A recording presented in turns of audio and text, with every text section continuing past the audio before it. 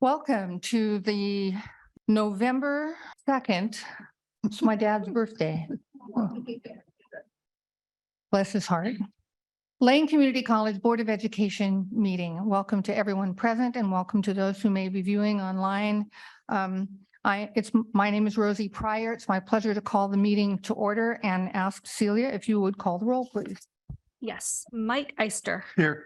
Lisa Fragola, Here. Austin Foldnagi, Here. Holly Johnson, Here. Steve Mattel, Here. Rosie Pryor, Here. Angela Van Kraus. Present. I would like to inform everyone who is viewing or who is present tonight. We have a number of board members who are participating via Zoom. At least one is not going to have his camera on for most of the meeting, he tells me, because he's contracted COVID and he's still coughing a lot and he doesn't want to disturb the meeting. And so I hope that the family is doing okay and that you are as well. And any other board member who finds a need to turn off your camera, I know you'll have a good reason for doing so. Board members are always encouraged to keep their cameras on, but should you need to turn it off, we'll understand. So having said that, we're going to move to a land recognition, and I call on Ms. Tracy Henniger-Willie. Okay. I'd like to start our meeting with the acknowledgement that the land we're on is the traditional homelands of the Kalapuya people. The Kalapuya were stewards of this very land for over 14,000 years, before their traditional way of life was forever disrupted and destroyed. We start our meeting with humility and reverence for the original inhabitants, the Kalapuya. Thank you. Thank you. Board members, are there any changes or adjustments to the agenda for this evening's meeting? There being none, is there a motion to approve or to adopt the agenda? So move. Second. Is that you, Lisa? Okay, that was Mike and then Lisa. And I think we will unanimously adopt the agenda. Thank you. And that brings us to public comment. I understand we have a number of people who would like to address the board this evening, both here in our meeting room and among those who are viewing the meeting online. So do we have the list? Yes, I'd like to call up Jessica Alvarado.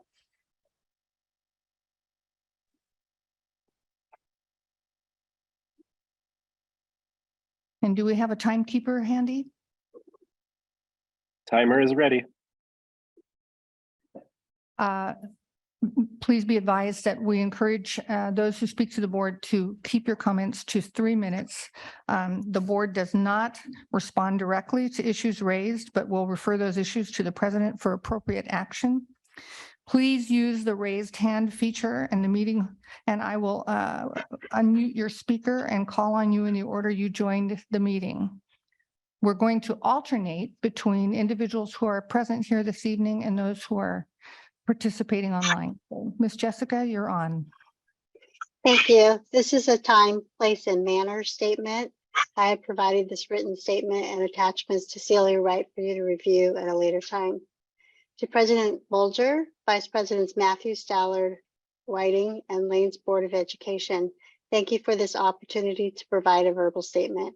As a longtime employee of Lane and alumni and active governance participant, I wish to provide some history regarding the current COPS policy addressing time, place, and manner, see attached, that could be impacted by the most recent recommended changes to BP 3900. These are in conflict with the COPS policy approved by the College Council June of 2018, use of facilities of public spaces for external groups. Please see the attached BP 6700 that is similar to the COPS policy eventually posted as reviewed in December of 2018. These two policies seem to be in alignment with each other. I want to thank this board for recognizing the importance of time, place, and manner policies for outside groups, and at the same time, I'm requesting that stakeholders have a seat at the table in revisioning and updating this work if it is deemed necessary. history. In October of 2017, an outside group came to campus displaying very large-scale anti-abortion images. In addition, this group used loudspeakers and traveled through the parking lots to express their point of view, but primarily focused their efforts in Bristol Square. Due to a series of unexpected changes, the vetting process was disrupted and the group ended up disturbing teaching environments, and a number of complaints from students and staff came to the attention of the president's office. These concerns were shared with the College Council, and a task force was developed to address current COPS policies that could influence decision-making for future outside groups coming to campus. The Bristol Square Task Force, chaired by myself, included faculty, staff, and students, as well as administrators. Existing board and COPS policies were reviewed, public forums were hosted, Lane's legal counsel was consulted, and all employee groups were invited to provide perspectives, and eventually a written report was provided to President Hamilton. Recommendations were provided to balance the need to prevent disturbances to educational spaces by outside groups while also maintaining the integrity of free speech and a marketplace of public opinion. President Hamilton reviewed the submitted report and provided a summary response. By June of 2018, a time, place, and manner policy was agreed upon and approved by College Council. This is a shining example of collaborative, inclusive policy development within our shared governance system. It's vital that the work previously completed and current perspectives of stakeholder groups be an integral part of any next steps in considering board policy changes. It is not legally required to add a new policy that restricts students and employees when we already have a time, place, and manner policy. At this time, the recommended changes are not something I can support. Thank you. Aaron Bartley.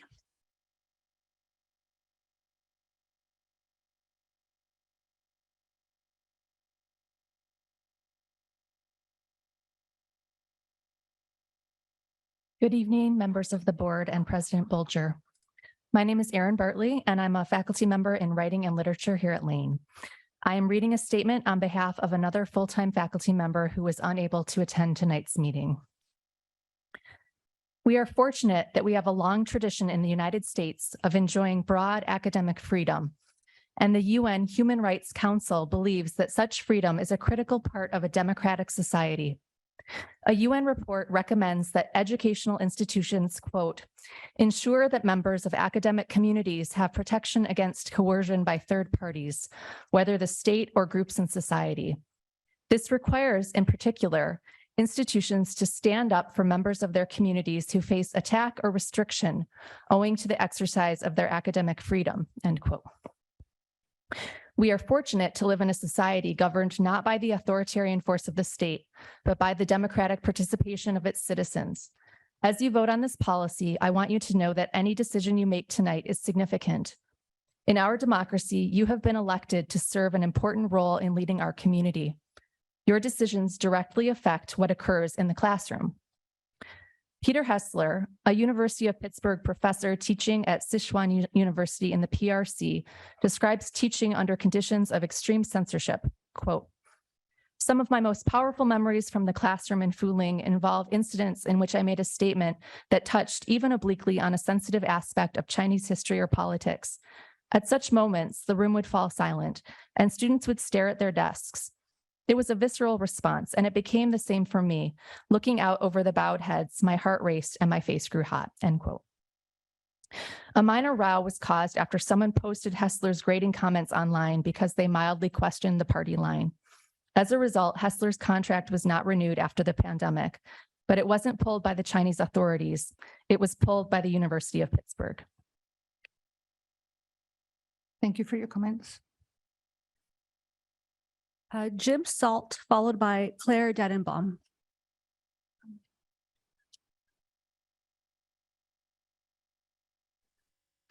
Good evening. My name is Jim Salt. I'm a sociology instructor in my 25th year here at Lane Community College. In a previous role, I had the responsibility for attending over 150 board meetings, LCC board meetings. And in those 150 board meetings, I never witnessed the board consider or the administration propose a more stunningly problematic policy proposal than the censorship proposal the board has been asked to approve tonight. This policy would give the administration the ability to censor faculty and staff in areas across the college. It would fundamentally violate perhaps the most cherished principle of higher education across our country, across the world, that principle of academic freedom. This principle is much greater than that of a single institution. It's much greater than the authority of a board or the powers of the administration or the role of the faculty in the classroom. That this is perhaps the most important principle in all of the higher education across the world, and is at risk directly under this proposal. There's a thing of what problem this is supposed to alleviate, but I can guarantee you that it would create a serious problem for this college. Faculty and other defenders of academic freedom are not going to accept a policy that violates these principles as soon as, and it would happen very quickly, as soon as there's some alleged violation of this policy.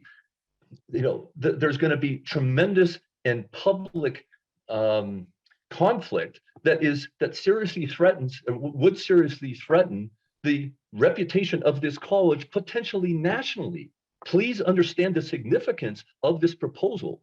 I beg the board to remove this matter from the consent agenda, as I last understood that is currently listed in, and in a work item, in an agenda item, to table this proposed policy permanently with strong prejudice. Thank you.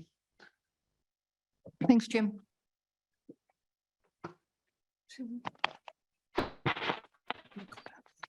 Good evening, Board and President Bulger.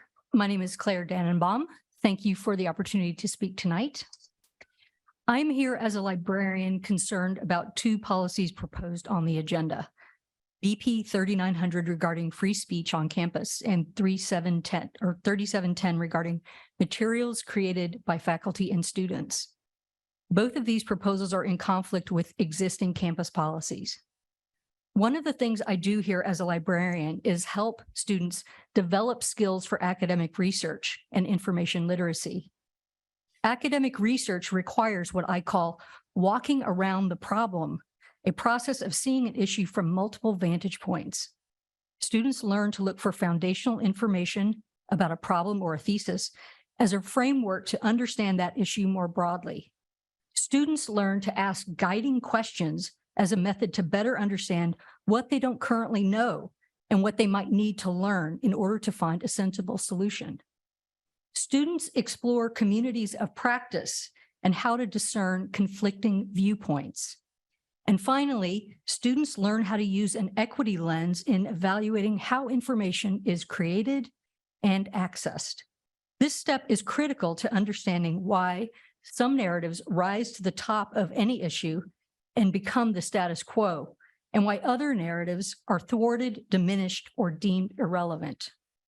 Used together, these practices create a rigorous approach to inquiry. They promote critical thinking and problem solving. I watched a video recording of the October work session in which LCC board members discussed multiple policy revisions. There were 26 minutes of specific discussion about the nature, the possible implications, and possible impacts of these policy changes. 26 minutes.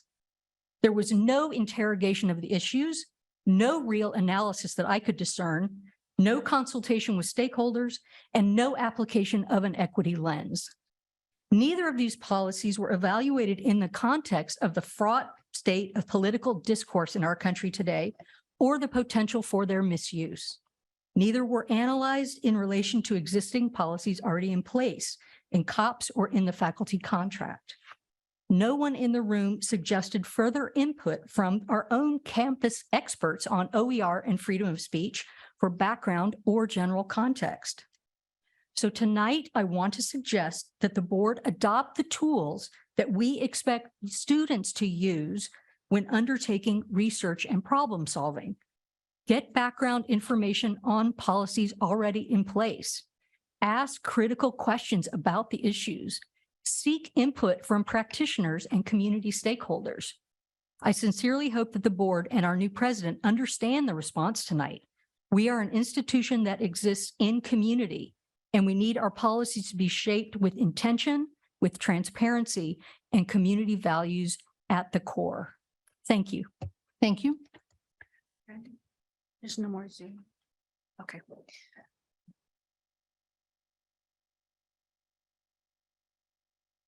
Wendy Simmons. Thank you. Good evening. And I'm reading a two-part statement and ask that Peggy Oberstaller could follow. I'm a faculty member in the Health Professions Department, and I'm reading a statement on behalf of the LCCEA and the LCC OER librarian. We are writing as representatives of the 450 part-time and full-time faculty at Lane Community College to share our concerns about the two proposed board policies on copyright and intellectual property rights. First, these are not consistent with Article 18 of the Collective Bargaining Agreement, or CBA, with faculty, which protects faculty members' intellectual property rights. Our CBA, our contract between the LCC Board of Education and the LCCEA, provides that faculty retain intellectual property rights over their work as long as they have not received compensation, for example, curriculum development funding or release time specifically for the development of the work. If the college does not compensate or provide release to faculty specifically to develop work such as curricular materials, lecture notes, etc., the faculty member retains rights for what they have created. In addition, if the faculty member is compensated or released specifically for the purpose of producing materials and the materials are later used commercially, this faculty member retains equity in the materials after the college recovers its investment. This protection for faculty intellectual property rights is a long settled issue, which has been in place since at least 1985.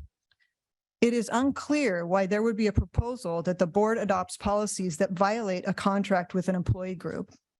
Any such policy could not be enforced because contract supersedes policy.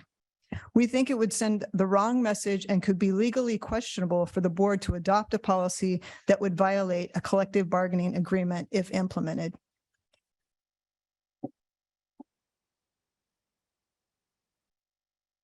Second, copywriting OERs, which are open educational resources developed by faculty, would contravene the entire purpose of OERs, which is to provide open access to free instructional materials to students and to share them among faculty within and across institutions.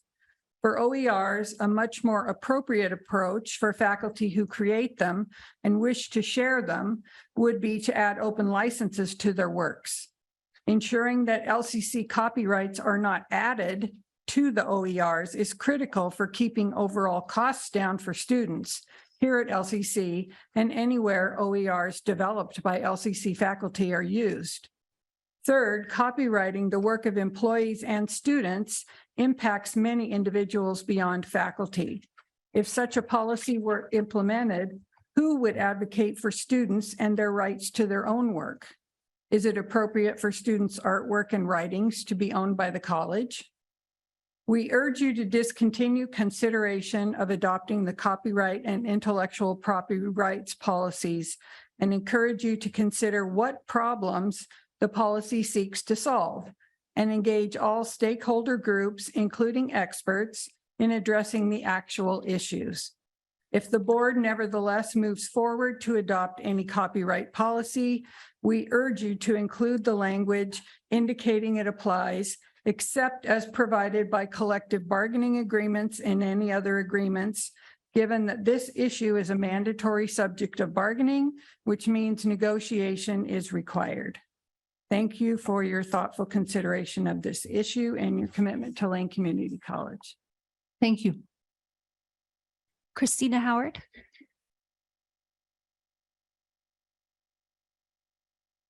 Hi, I'm going to shift topics for a moment. I'm Christina Howard. I coordinate the physical therapist assistant program here at Lane Community College.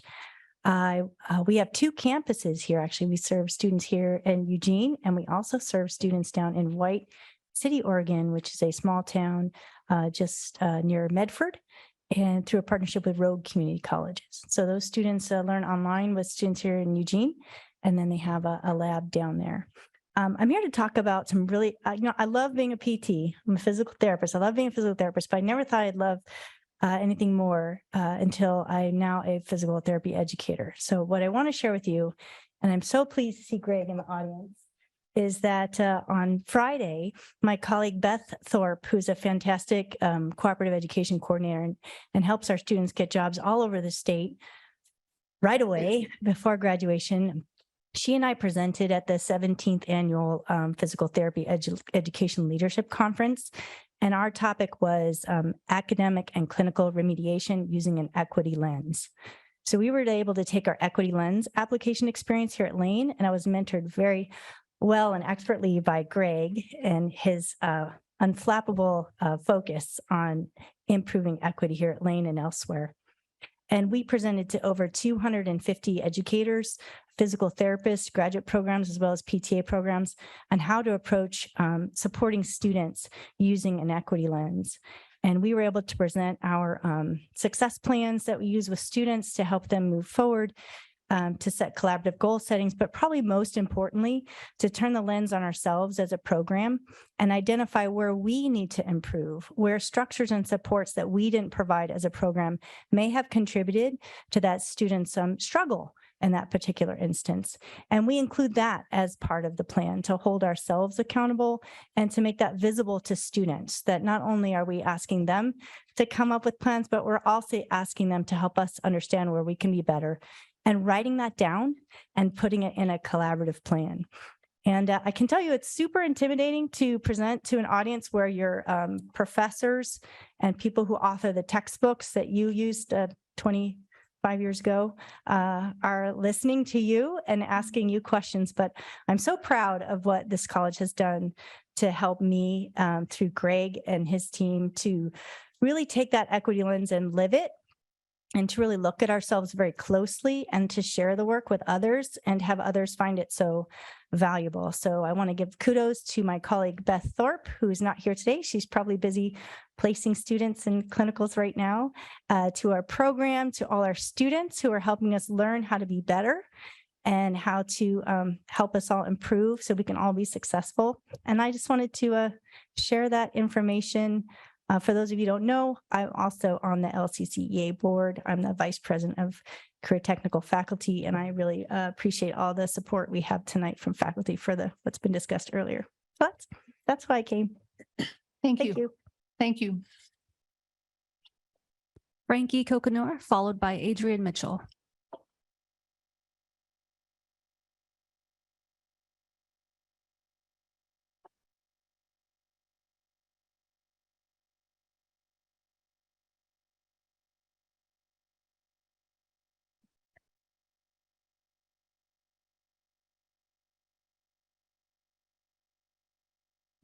See all of you in person. It's been a while. So anyways, good evening, President Bolger and members of the Board of Education. I'm Frankie Kokanor, President of LCCEF, representing about 200 full-time and 250 part-time contracted or classified professionals at LCC. I will read the first half of the joint LCCEF, LCCEA statement as follows. Adrian Mitchell will read the second half. LCC already has a time, place, and manner restriction policy for external groups who come on campus.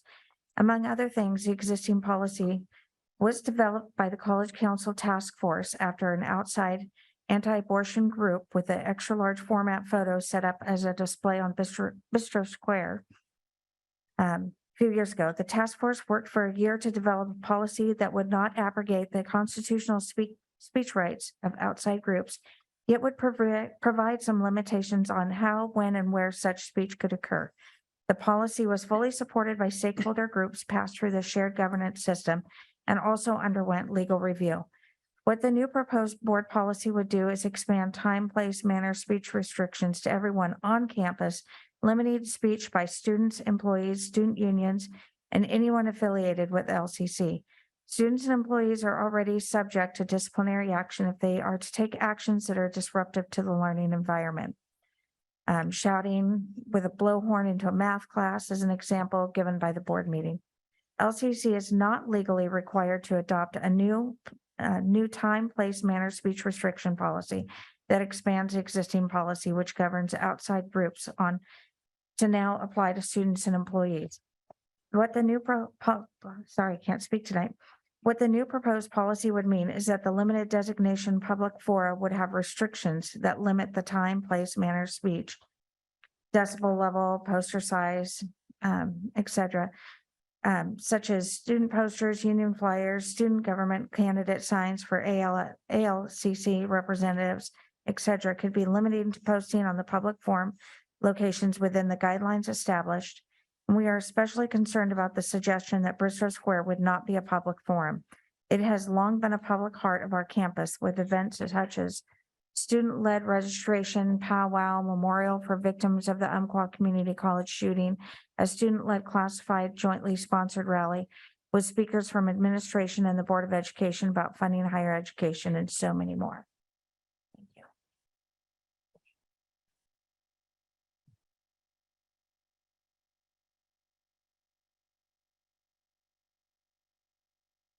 Good evening. My name is Adrienne Mitchell, and I serve as the president of LCCEA, representing the 200 full-time and 300 part-time faculty at LCC.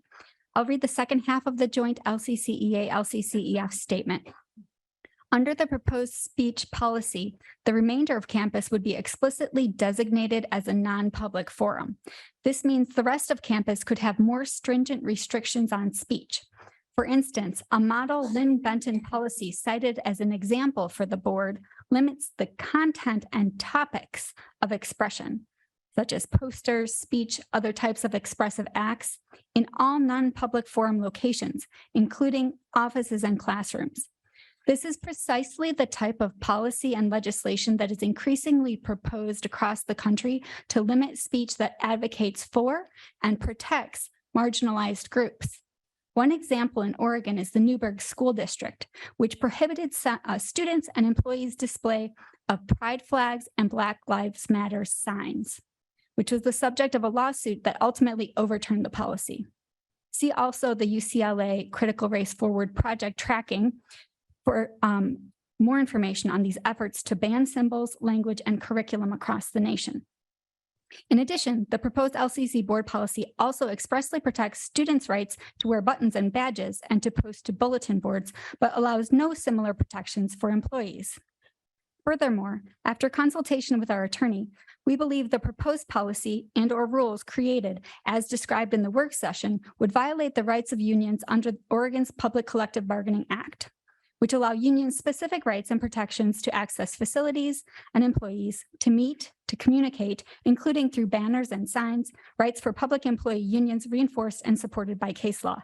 This means that the impact of this law would primarily affect students and student groups, in addition to other organizations on campus that may not be unions. The proposed speech restriction policy also stands in stark contrast to another policy on the freedom of inquiry and freedom of expression, which is part of our, that has passed through our governance system. This emphasizes democratic principles as foundational for an educational institution of student learning. The existing policy also protects the rights of members of the campus community to freely and peaceably assemble and demonstrate in accordance with the exercise of constitutional rights, so long as such activity does not impede the rights and freedom of others, rights which the new proposed policy would curtail. In sum, we believe the new policy and its implications undermine the foundational principles of our vibrant democracy and the quintessential function of an institution of higher education. Finally, while we have concerns about the proposed policy, we wish to clarify that we strongly support a policy that prohibits hate speech. LCC does have a policy that prohibits hate speech and other types of bias incidents. The rest of the statement can be read in your email. I had to cut out a few parts. Thank you. Paul Bunson, followed by Kevin Steves.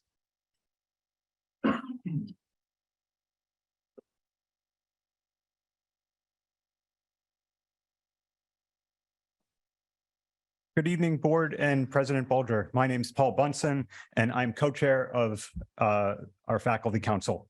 Right. Thank you so much for giving me the opportunity to speak tonight.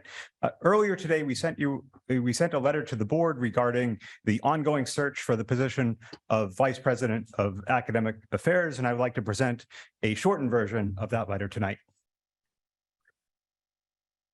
We are writing today with concerns regarding the hiring process for the VP of Academic Affairs. The Faculty Council views the process as highly irregular, outside of institutional norms, and incompatible with essential faculty involvement. This position provides the most direct opportunity for collaboration and leadership for faculty, teaching and learning, and is a key position in advancing the mission of the college. Faculty Council requests that faculty be fully included in administrative hiring committees and petition that procedures allow for faculty stakeholders to be part of the decision process. Our letter goes into more detail, but highlights of our concerns include the following. Firstly, there was no call out to faculty at large for participation in the search committees, and appointments were made by the administration exclusively. This is not counting the LCCA appointment. Faculty chosen were probationary and part-time faculty, which puts them at a disadvantage, and they are much less likely to have knowledge of college operations. The schedule for committee meetings excluded the participation of faculty members, and key decisions were made outside of committee meetings, including the crafting of screening criteria, the actual screening of candidates, and the selection of finalists. On top of this, there were limited opportunities to raise concerns about the hiring process itself. At some point, replacement members representing the faculty were found. However, the appointment was again without faculty involvement. And after much of the work had been completed, and no transfer areas were represented, for example. So in conclusion, the Faculty Council calls on the college to follow inclusive and meaningful processes that support all work groups and stakeholders. Hiring processes at the upper administration level should be above reproach, transparent, and inclusive. Until the college commits to this principle, to these principles, we will not have shared governance and we will continue to fall short at the leadership level. As such, we call for full faculty involvement in the current search process going forward and a review to ensure that proper procedures are in place in the future. Thank you. Thank you.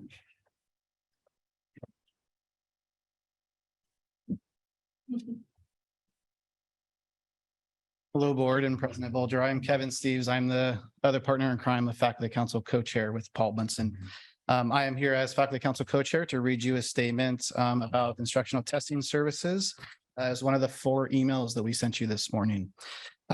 Instructional testing services has been a part of the college for well over 10 years, with many faculty and students benefiting from its services. Over 180 courses, and we estimate hundreds of sections and thousands of students have benefited from the instructional testing services in the 3 years prior to its closure due to COVID-19. The instructional testing services, ITS, is imperative for student success because it supports academic integrity. Licensing and certification exams that require proctoring, nursing, PTA, Microsoft Office, et cetera. Provides support for maintaining high standards and using research-based practices and to maintain academic integrity. It helps the college meet legal requirements for articulation agreements with other institutions. It ensures the credibility and academic integrity of our programs by ensuring the student who is taking the exam is the one that's actually enrolled into the course. ITS also supports equity, reduces student barriers, and increases accessibility for students by providing a quiet testing space, reliable computers and internet, and allows for flexibility in students to be able to take exams more of their time frame. It's an essential community service for our role as a community college. The lack of ITS creates opportunities for unequal treatment of students. It also imposes unequal effects of faculty trying to meet those students' needs. The Chromebooks we lend out to students don't work with the Respondus software, and they usually don't know that until they sign in to take the test. The ITS also supports the learning environment, supports pedagogy that calls for multiple attempts on formative assessments. An example is ungrading. Allows for faculty to focus on instructional time rather than taking instructional time for assessment. Supports pedagogy that identifies multiple low stakes and high stakes exams as best practices in assessing student mastery of learning objectives. ITS supports reducing anxiety around testing, believe it or not. Remote proctoring requires cameras that can be considered very invasive and infringe upon student privacy. Provides a quiet, reliable space for them to take an exam. Reports of students taking exams in their cars so they can get access to internet and have a quiet space, semi-quiet space to take those exams. It also designated a location that provides a quiet, secure, reliable location for testing, helping to avoid what is already a triggering situation for many students. So Faculty Council strongly supports the reopening of the ITS. It is vital for our students' success and institutional credibility. We request that the ITS be reinstated and staffed to meet faculty and student needs ASAP or be winter term. Thank you very much for your time. Thank you. Jefferson Goolsby, followed by Jeffrey Borrowdale. Hello, President Bolger and board. Thank you for having us and allowing us to speak and share some of our thoughts. I teach in media arts, which is a department that does a lot of media content creation. And part of that is media literacy. And it was really interesting today. I showed this proposal to my students and the response without saying anything around it. They were so agitated by the ideas that were put forth in the policy. And I felt kind of proud of them that didn't have to coach or anything, that, wow, you guys kind of get this, the delicacy of the and the importance of the First Amendment and free speech. So I want to talk about that a little bit, that aspect of the proposal. These are really challenging times as globally in all of our cultures, as we struggle to deal with so many voices emerging and hearing so many things. And if we go back and look at the early 80s, and we saw the deregulation of media pre-internet and how it consolidated within a year of a new FCC chair by the name of Fowler in 1981. Within a year, like 100 newspapers were owned by one person. And that's continued on. And so we reach this real critical mass of corporate control of the media and the messaging, which is always the goal. If there's a revolution in a country, tell my students, what's the first thing that happens? Well, they take over the messages, they take over the media and say, well, now we'll tell you what's happening. With the rise of the internet, we entered this phase of sort of disrupting the media system, as you all know, and we're still really struggling to deal with it. We can see that a lot of bad information gets out there. But I'll go with Ben Franklin in saying that you let it all come out and the truth will eventually rise to the top. Right now, it doesn't always feel like that. God, is this really going to get traction and people are going to pay attention to this? So it is difficult, and we're in a really difficult period of time. And I feel as an institution of higher education, we can be setting sort of the high mark of we are going to allow difficult things to be said. We're going to allow it all to come out and then teach students how to navigate this confusing environment of information. And I think if we start closing it down on our own campus, then we're sending really the wrong message. And I think the direction it goes, that this policy would go, it's not necessarily the step it takes, but it's the direction that step points. And so I hope you'll consider, like, is that really a direction we want to be pointing towards in making policy? Or is there maybe something else we want to do with this? And work together to navigate the difficulty of this period in our culture, because I think we'll get past it. I'm optimistic. Being with my students makes me optimistic. So I do think if we enable them and empower them and show them what we respect in terms of information, communication, letting all voices be heard, I really feel we'll be benefiting our future. So, thank you. Thank you.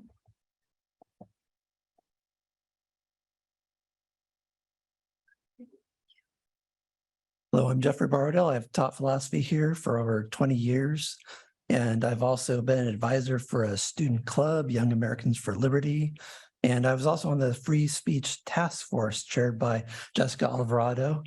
Did a fantastic job. And we spent a year, an academic year, having regular meetings every week, going over policies of free speech, looking at the law, looking at past policy, taking input from stakeholder groups, input from public meetings and forums, and came up with what I thought was an excellent policy with regard to outside groups coming into campus that would deal with this group that came in and disrupted campus and what was, I thought, a good balance of free speech rights and the educational needs of the college.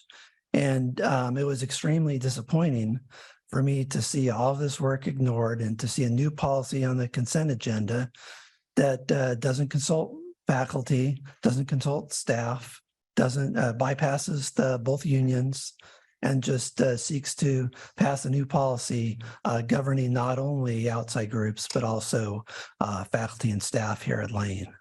And so I would urge the board to table this indefinitely, to respect our shared governance system, to connect with faculty council, with our two associations, the Faculty Association and the Classified Association, and to work together to see if we need to revise the policy, and if so, how we should do it, and to get input from all campus groups, and to respect our collaborative and shared governance system here at Lane. Thank you.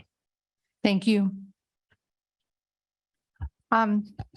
I believe that's our last speaker for the evening, so I'm going to exercise my prerogative as chair and address the subject that's been brought up by most of you this evening. At our work session in Florence in October, the board discussed this time, place, and manner policy and agreed that it would table that policy. And so it has inadvertently been placed on tonight's consent agenda, and the board will not be acting on that policy tonight. The board does intend to take more time to understand better what the ramifications of adopting a policy as recommended might be. I would like to thank all of you for being here tonight. I have found your testimony valuable and important. I've listened to it carefully. And I hope you will consider coming to board meetings more often. I hope we don't only see you when you're unhappy about something that you think we're about to do. And I hope you have a little more faith and trust in us as time goes on. I'm a little disappointed personally to think that many people have been led to believe that this board was about to do something it clearly has had no intention to do. So with that, I wanted to put your minds at rest, give you the opportunity to leave and go home to your families if that's your choice. I'm sure some of you don't wish to remain for the duration of the board meeting, but thank you for being here tonight. Thank you for your testimony. Appreciate it very much. Now we're going to move on to the president's report. I'd like to begin by providing fall greetings to everyone. This last month really was a time of celebration, and I'm going to begin with the celebration, which was the foundation fundraiser, which raised quite a lot of funds that are used for scholarships and used for other purposes that are on behalf of the institution. To continue with our celebration in the last month, we had a groundbreaking of the Health Professions Building, and we also had an opening reception to celebrate Lane's new murals on campus. And there are a couple of kudos that I want to make sure that we give a recognition to. Lane Community College won 7 medallion awards at the annual National Council for Marketing and Public Relations. And this was really quite a highlight of the month. And that includes 6 golds and 1 bronze. So we really are celebrating that. And then the last involves students. And under the leadership of a professor, Professor Tom Madison, a student-developed graphic design magazine called The Bleed won Best in Show at a national competition. And in this competition, there were Ivy League institutions and other institutions. So this was quite an accomplishment. And I just want to wrap up by saying then I encourage everyone to submit their ballots for this year as part of our civic responsibility. So thank you very much. Thank you, President Bolger. That brings us to the consent agenda. Board members, be aware that I have removed item M, which is board policy update BP 3900. We will not be considering that this evening as part of the consent agenda. However, are there any other items on the consent agenda that any members of the board would like to pull from discussion for? Yes, Lisa. Yeah, I would like to pull the two policies on copyright and intellectual property. And could you say the numbers? Absolutely. OCCA BP 3715 and OCCA Board Policy 38. Oops, sorry, OCCA Board Policy where did it go? 3710. 3710. Yeah, so 3710, 3715. So we will take those up individually. Okay, are there any others, board members on Zoom, any policies or other items on the consent agenda you wish to pull from consideration as part of the consent agenda? There being none, is there a motion to approve what remains of the consent agenda minus board policies 3715, 3710, and 3900? So move. Second. Thank you, Austin. Will you call the roll, please? Yes. Mike Eister, Aye. Lisa Fragala, Aye. Austin Fullnagy, Aye. Holly Johnson, Aye. Steve Mattel, Aye. Rosie Pryor, Aye. Angela Van Cross. No. Was that a no? Correct. Okay, the motion carries 6-1. So that brings us back to board policies 3715 and 3710. Lisa? Yes, thank you. So first of all, Rosie, I want to appreciate you for acknowledging publicly a mistake that was made and that we removed that as was decided at the last meeting. I appreciated that. So similar to that policy, I feel like there's still, even though these two policies we didn't say we didn't want to put on the consent agenda, we did move them to the consent agenda. I do feel like there's a lot more consideration that should happen prior to approval. And I would simply ask my fellow board members to not approve these this evening so that we could take a deeper look at them. I think there have been some concerns brought up. I think that moving forward, I would like to have a better understanding of what COPS agreements we have already existing in the college in relationship to policies that we are looking at. I think having known about some of the current COPS policies or college operating procedures. Online policies and procedures. Online policies and procedures, thank you, would have been really helpful with many of these policies that we looked at most recently. I asked some questions about the OERs or open educational resources at the last meeting. And I have more concerns based on some information that I've reviewed recently. And so I would like us to take more time to take a look at these policies before we adopt them in consideration with some of the things that were discussed tonight in public comment, but also in terms of other agreements that we have. Before I move on, would you like to make a motion to that effect to table these policies? Yes, if I may, I would like to make a motion. Is there a second? Second. That was Holly. Yes. Would you like to speak to your motion or do you feel like you I just feel did? like I did. Thank you. Mike? I'd like to ask President Bolger if there's a timing issue, is there a deadline by which these policies need to be addressed for any particular reason? Thank you for the question, and there is no deadline. Okay. Any other comments from board members about the motion on the table? I believe we're ready to have you call the roll. Mike Eister, Aye. Lisa. Oh, point of order, point of I'm order. sorry. Steve had his hand up for a question, I believe. I can't see Steve. There's nothing visible on the Zoom screen here. Well, let's let him ask. Well, nonetheless, Austin's right. That's great. Go ahead, Steve, but we need to remedy that. I can't It's all call right. you if I can't see you. Yeah, okay. Well, thank you, Austin, I didn't realize you couldn't see me. Thank you, Austin. I just wanted to clarify with both of the policies as written. Excuse me, I'm going to cough, unfortunately, as I speak.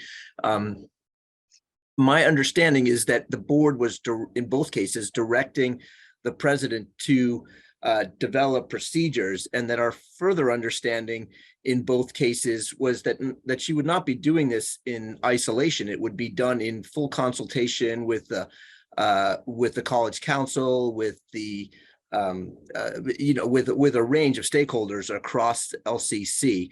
That was my understanding from the get-go, and it's clear that's what the faculty who spoke today were agitating for, and we certainly respect that and wouldn't expect anything different. But what seems to not have really been fully explained or shared is that that's exactly the process that we expect to happen next. This just simply authorizes that process to move forward.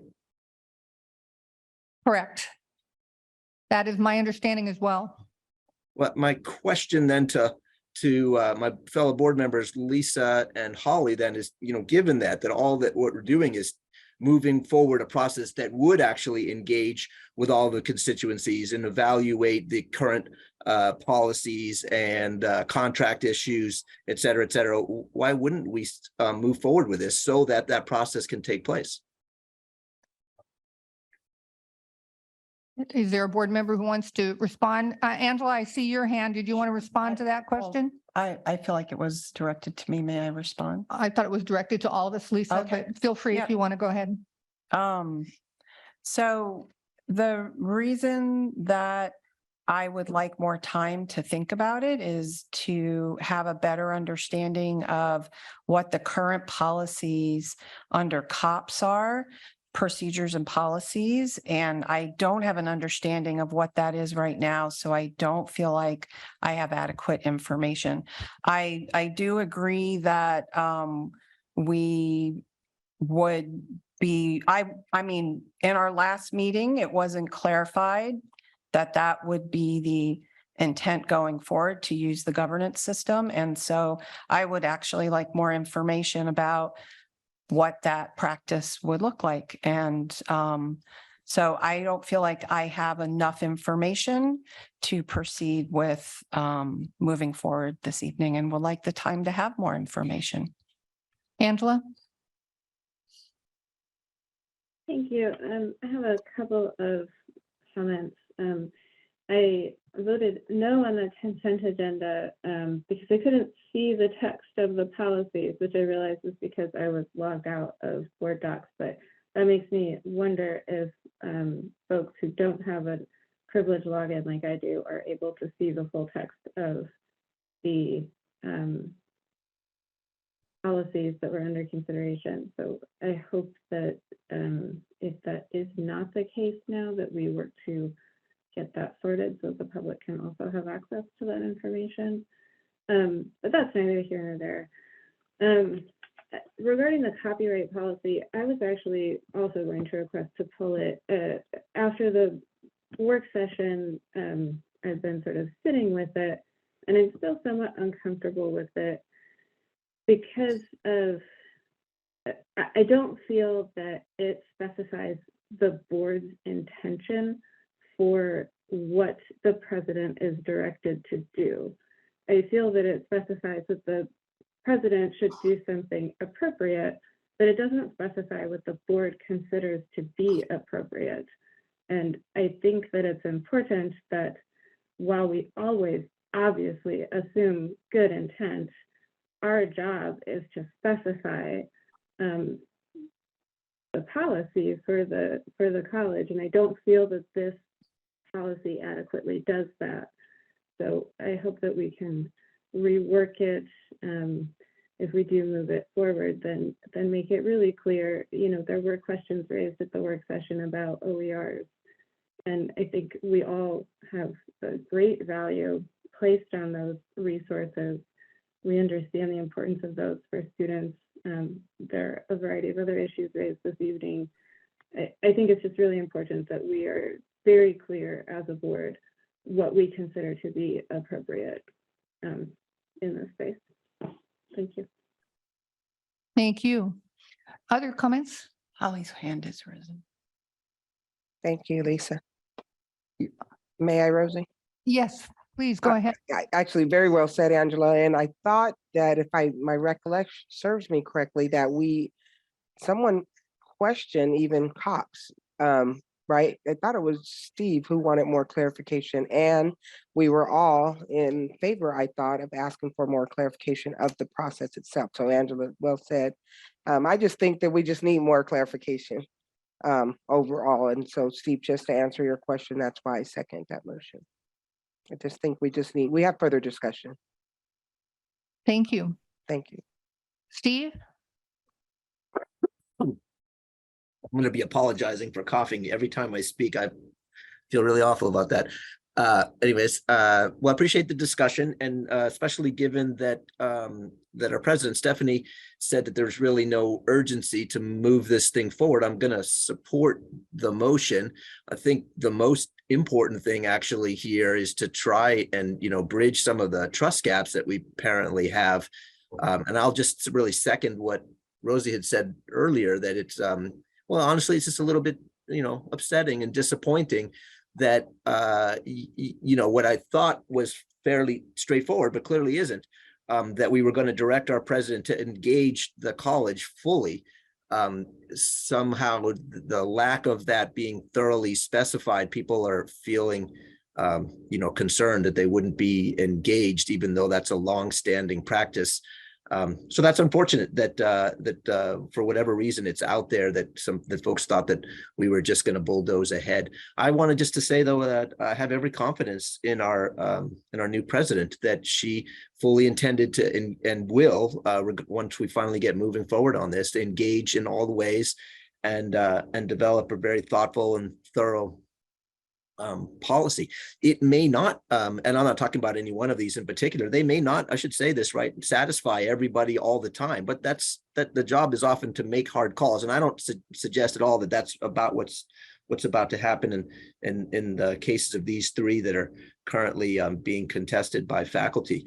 But in any case, I just feeling a little bad and wanted to air that feeling that we seem to have a real trust issue here. And I would just encourage faculty in the future to reach out to board members and to the president and others and ask what the intent was, because honestly, it felt like there was a lack of seeking some of those answers prior to the testimony given this evening. I'll stop there. Thanks, Steve. Board members, if there are no further comments, I would like to move us forward. We have a full agenda this evening, and I would like to ask Celia to call the roll on the motions. Mike Eister, Still aye. Lisa Fragola, Aye. Austin Fulnagi, Aye. Holly Johnson, Aye. Steve Mattel, Aye. Rosie Pryor, Aye. Angela Van Kraus. Aye. Thank you, board members. It was a good discussion. That takes us to action items for this evening. The first being a Building 12 Advanced Technology Hub. President Bolger? Yes, I'd like to ask Tom Goodhue to come to the podium and address any questions you may have about 3A and also perhaps 3B, but we'll take them in turn. Mm-hmm. So I'll start with 3A. This is the start of the Building 12 Advanced Technology ITech building. We're looking to start construction. So I think this is an exciting This is our third major construction project under the bond that we're looking to get under construction. Some background on this. This is, we did a selection, an RFP selection process about a year ago. Lee Scratcher Lewis has been working under a pre-construction contract of 127,000, 128,000 to help us get to a point where we can begin construction. This particular specific piece is what's often called an early work amendment. We had one of those for the health professions building as well that got things started. This particular piece of early work amendment is one that is $1.5 million worth of deferred maintenance. So I think that's a big yes. Thank you for seeing that. This is dealing with, it was actually the fourth thing on my whiteboard, still on my whiteboard that staff brought to me when I started at the college here, of the compressed air system on this campus. There are these large compressed air systems and they work, they're actually very critical to the campus operations and safety. They work our heating and cooling systems in this building and others. They help maintain our fire sprinkler systems. So very critical systems on that are run out of these central plants. And then they also work tools in the art building and the mechanical departments. So they also do a lot of that work as well. But they are really critical life safety features for the campus. So I want to make sure that people understand that this isn't something that we could go, oh, we could just buy electric drills instead of air powered drills or whatever. It doesn't work that way.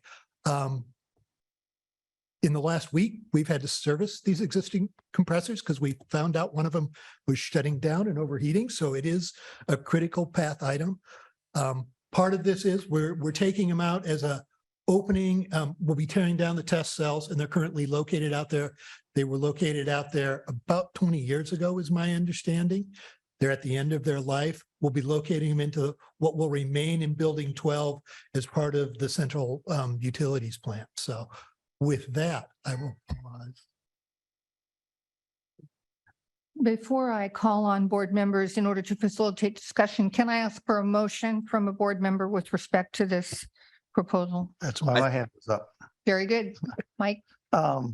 I'd like to move the board approve Lee Scratcher Lewis to be awarded a contract in the amount of $908,820 for CMGC services related to the construction of Building 12 Advanced Technology Hub project. Board Member Austin seconds. Thank you. Thank you, Austin. Mike, do you want to speak to your motion? We've been planning to do these things that are going to offset ongoing costs of maintaining our buildings. And this is one of those things that's going to do that. We need to do it.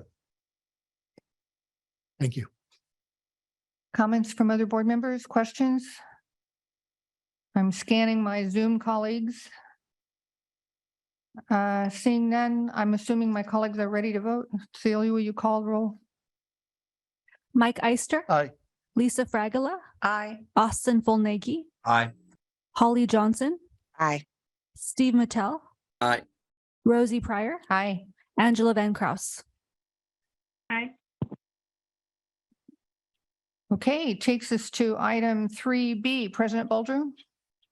Yes, and I will ask Tom Goodhue to take item 3B. This is really exciting. Yeah, this is an exciting project. Again, this is one that was very much an important project for past President Hamilton, that really was spearheaded this project to bring in the this program and take help better utilize as well as serve the community down in Cottage Grove. A lot of hard work that went into doing a lease as that. In part of that, we've had more or less a gentleman's agreement, I'll call it, to say we would continue. And it is now time that the county is asking us to formalize that agreement. It is actually a pretty good deal. They're spending a lot of money to improve the building. We're putting in $400,000 as a good faith effort. I often look at this as one, if you're renting a space, it's a tenant finish allowance, essentially, that we gave them a few dollars to help them fix up the building during their time there. But they're really rebuilding that whole half of the building along with re-roofing would have cost us a lot more to do everything that's going on there. So. Thank you. Is there a motion? Lisa? Yes, I recommend that the Board of Education approve the bond fund contribution of 400,000 to Lane County for the South Lane Clinic being built at the LCC Cottage Grove Center. Second. Was that Austin? Yeah. Thank you. Lisa, do you want to speak to your motion? I don't feel the need to. I think this is a worthwhile investment and a fantastic project. Other comments? Steve? Yeah, I'm supportive generally. I have just a question of sequencing. So I understand that we're still awaiting word from the feds, I guess, on I think something like $1 million grant that Lane County has resubmitted. I might have some of those details slightly off. So my question for Tom is let's just say that $1 million doesn't come through. Would that somehow change? Excuse me, change how we would feel about contributing our 400,000, and therefore might it be smarter for us to wait until we have a firm word about the $1 million grant from the feds? This is the way we've structured the deal is we will not release our funds until they reach a point in construction where they get some of their first building inspections approved, which basically says we hold on to the money. And if for some reason they pull out, we still had that 400,000 to put the building back right. This is a very common terms in a lease. Just for that reason, in case something, the county came to us to ask because part of it's a chicken and egg game with these federal funds. The federal funds want to know that all the other funds have a solid mark. So they've asked to say, if you provide it with this, they accept the stipulation that we would release the funds later. We're not first money in. Hopefully that answers the question. Just a quick follow-up then so the way that the motion is structured, that we would show them that we are authorizing the funds, but that we wouldn't necessarily spend them until it's clear about their contribution. I don't know that the wording is quite that way, but if you'd like to modify it, that's probably okay.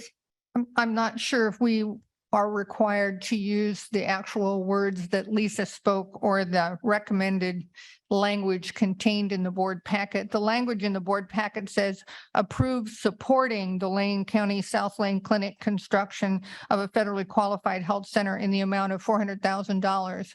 That doesn't say spend it. It doesn't even say cut a check. It just says approve supporting construction of a federally qualified health center in the amount of $400,000. So I don't know, Steve, if that language sort of meets your test. Well, I don't feel like I have the legal chops or whatever it is to ensure. I'm just raising a general kind of high level question. I'm hoping that staff can. The guy with the chops is in the room, so we'll ask him.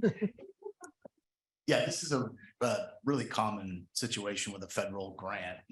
They want to make sure that all the other money is in place before they put their money in place. And my understanding of the waterfall of the funds is that our money comes in towards the end.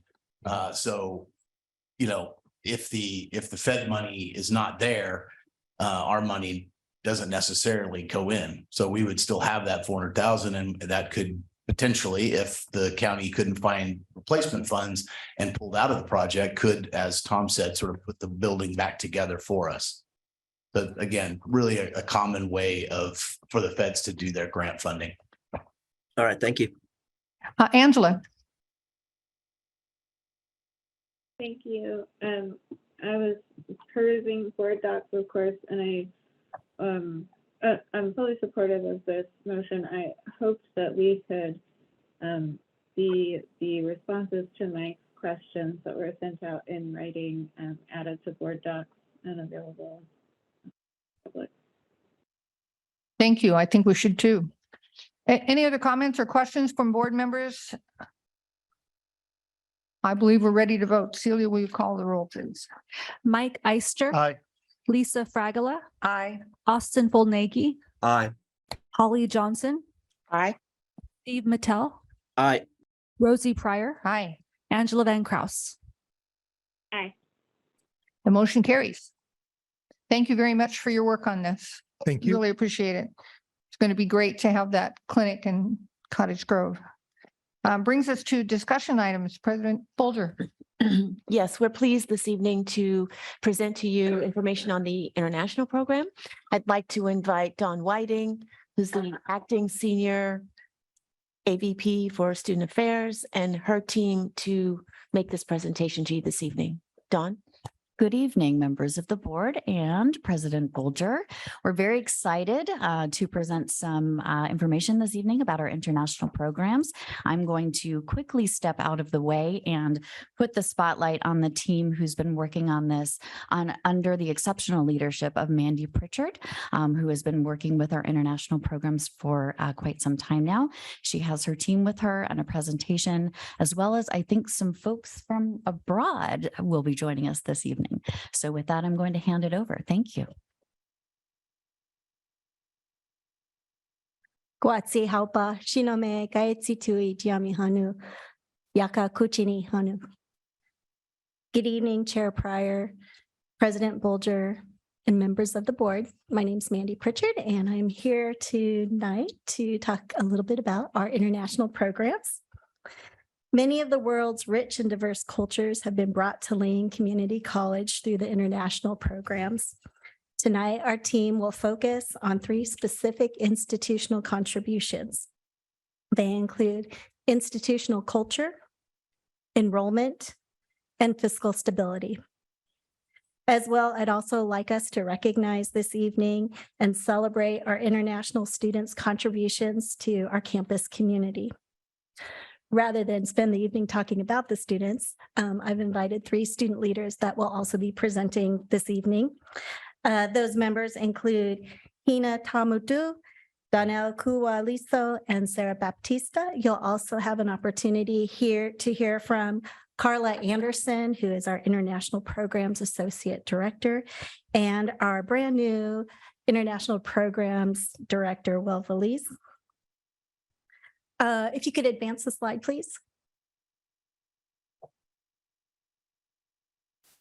One more. And again. So one of the things I wanted to share with you tonight is aspects of our institutional culture, and that our program supports our college's vision, mission, and values, but most specifically our value of diversity, in that it develops the capacity to understand issues, differences, power, and privilege. One of the things that our students bring to our campus is educating our campus community. The National Institute of Health defines cultural humility as a lifelong process of self-reflection, self-critique, whereby the individual not only learns about another's culture, but also starts with the examination of his or her own beliefs and cultural identities as well. So I'd like to invite Hina up to the podium to speak with you. Thank you, Mandy. Good evening, the Board of Education and President Bolger. My name is Hina Tamura, and I am an international student from Japan, and I am working with the international program as one of the residential peer mentors at Lane Housing in Titan Court, and I am also a senator at the Student Government Association. Other international students are required to live in Titan Court for their first term at the minimum, and we currently have 7 international peer mentors living at Titan Court. It is a fantastic opportunity for new international students to build a community as well as a supporting system in a foreign country. Furthermore, having residential peer mentors would make it accessible for new international students to reach out to peer mentors. Some concerns might arise spontaneously, and it is a wonderful system to have residential peer mentors for emergencies. Thank you for your cooperation.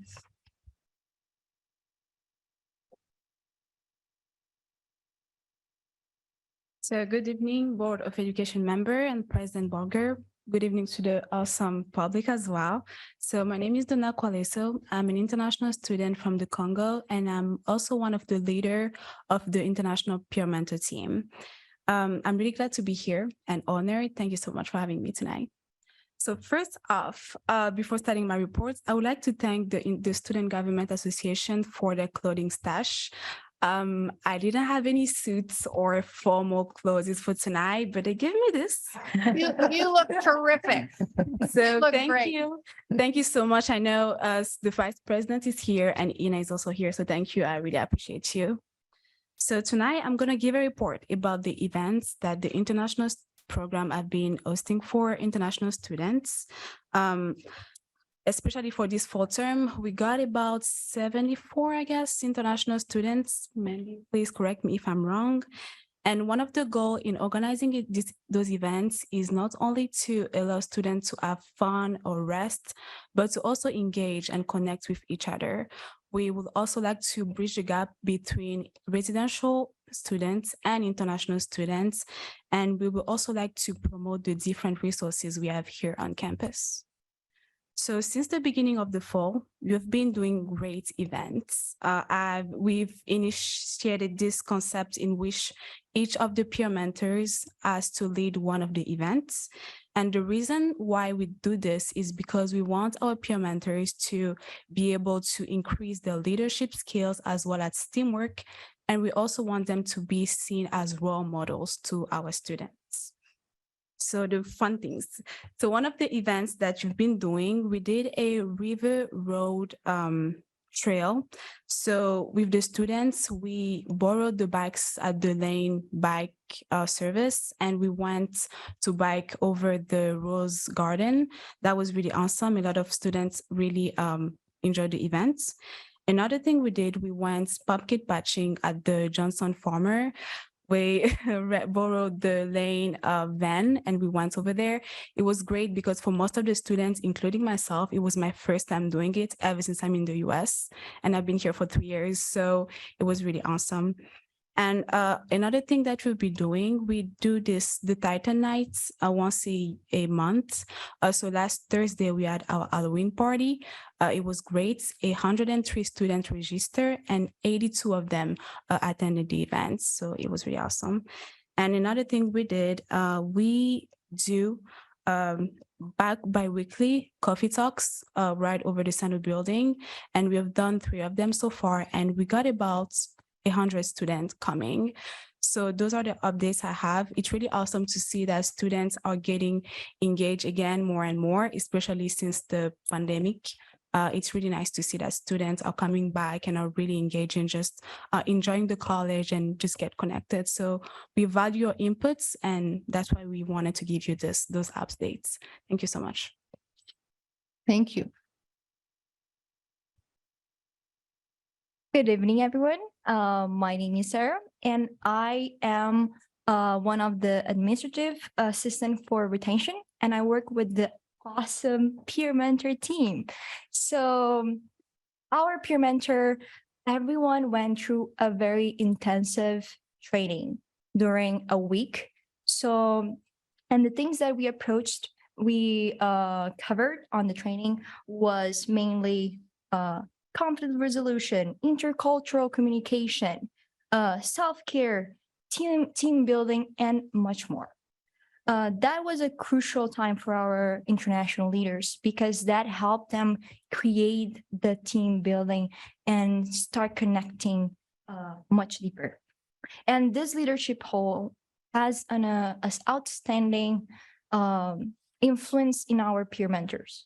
They reported that with this position, they are much more responsible, much more confident, and much more ready for the actual employment after school. So that was very exciting to hear from them. Thank you so much for your time and appreciate that. Thank you. Thank you for being here. If you could advance the slide, we're going to move into enrollment. And one more, we've got Carla Anderson joining us via Zoom. To open up this section, 5 years ago, the international programs was given the directive to focus on African countries with our recruitment efforts. In our 2022 review, we've seen these efforts come to fruition with the identification of a number of African countries that now are identified on our list of key markets as well too. So I'm going to hand this portion over to Carla. Good evening, President Bolger, Chair Pryor, and distinguished board members, college leadership, and audience. It is a pleasure and a joy to highlight our international program at your meeting tonight. Attracting international students to come to Lane is highly relational. We have successfully established 167 global agency partners who represent Lane around the world. And 2 of the students you just heard from came directly through those agency partnerships. We also have excellent global branding with over 1,200 non-agent partners. This includes high school counselors abroad, principals, U.S. Embassy staff, Education USA professionals, vendors, parents, and alumni. This network significantly impacts our recruitment activities. And one of the students you just heard from came directly through Education USA that is based at an embassy in Africa. During the pandemic, our recruitment work continued virtually with over 300 international webinars, strong global social media presence, and of course, our partners who continued to promote Lane. We have now been able to start in-person recruitment again, and this was kicked off in June of this year with a joint trip with the University of Oregon, where we gave joint presentations hosted by 3 U.S. embassies in Southeast Asia. We were the first to hold in-person student events post-pandemic. This created a lot of buzz and excitement. This close collaboration with our counterparts at the University of Oregon highlights for students and their parents an excellent educational path that is more affordable and accessible. We refer to this as the 2+2 plan. Diversity is an underlying principle that we promote in our work, with the ideal of having students from many different countries and a guideline of one country having not more than 20% of the total of the population of international students. We do not limit admissions, but instead we manage this 20% guideline with targeted recruitment from diverse markets. Diversity creates a much stronger program and greatly benefits all students and staff at Lane. As Mandy already mentioned, our recruitment efforts on the continent of Africa have been fruitful and have expanded, especially in West Africa, Togo, Benin, and Ivory Coast, as well as Democratic Republic of Congo and South Africa. As you know, our current and our past student government presidents are from Africa, and that is so thrilling. Also of note with Africa is our MOU partnership developed in collaboration with Michael Blade, is an MOU between the government of Togo in West Africa, our American Embassy in Togo, and Lane Community College. 2 years ago, we welcomed 2 students who are nearly 100% funded by the government of Togo and the U.S. Embassy in Togo. Those 2 students are on track to graduate this coming June. Also of note, we have MOU partnerships in other places. In Costa Rica, we have a partnership with CRUSA, a private organization that partners with our American Embassy in Costa Rica. And we have received 1 fully funded student through this on the scholarship program. We also have numerous school partnerships in Japan, Kazakhstan, Malaysia, Democratic Republic of Congo, and more. Our social media presence extends our global reach with 9 international social media channels that have over 29,000 followers globally. Of special note is our social media presence in Vietnam, where Facebook is the #1 platform, and our Lane International Vietnam Facebook page has over 22,000 followers, and it's growing. We remain excited about inviting and welcoming international students to Lane. Thank you. You could advance the slide, please. Fiscal stability, one more. Since 2016, our international programs has contributed over $26 million to the institution by contributing to the general fund. As a Fund 9 program, international programs funds a full breadth of positions at Lane that includes classified, faculty, management, and students. Our international programs has and continues to be a significant revenue source for the institution. I'm going to hand the last portion of this presentation over to Will, our new director. Thank you, Mandy. Good evening, President Bolger and Chair Pritchard and Chair board members. It is a pleasure to speak to you and address you today. It's my first board meeting with you. I wanted to take an opportunity to also talk to you a little bit about our projections towards the future and how we continue to look at our revenue with new opportunities. One of the first things that I think I heard from the moment I arrived to the college was that there was a desire for us as an institution to continue to look at new opportunities of growth in our Hispanic population serving role.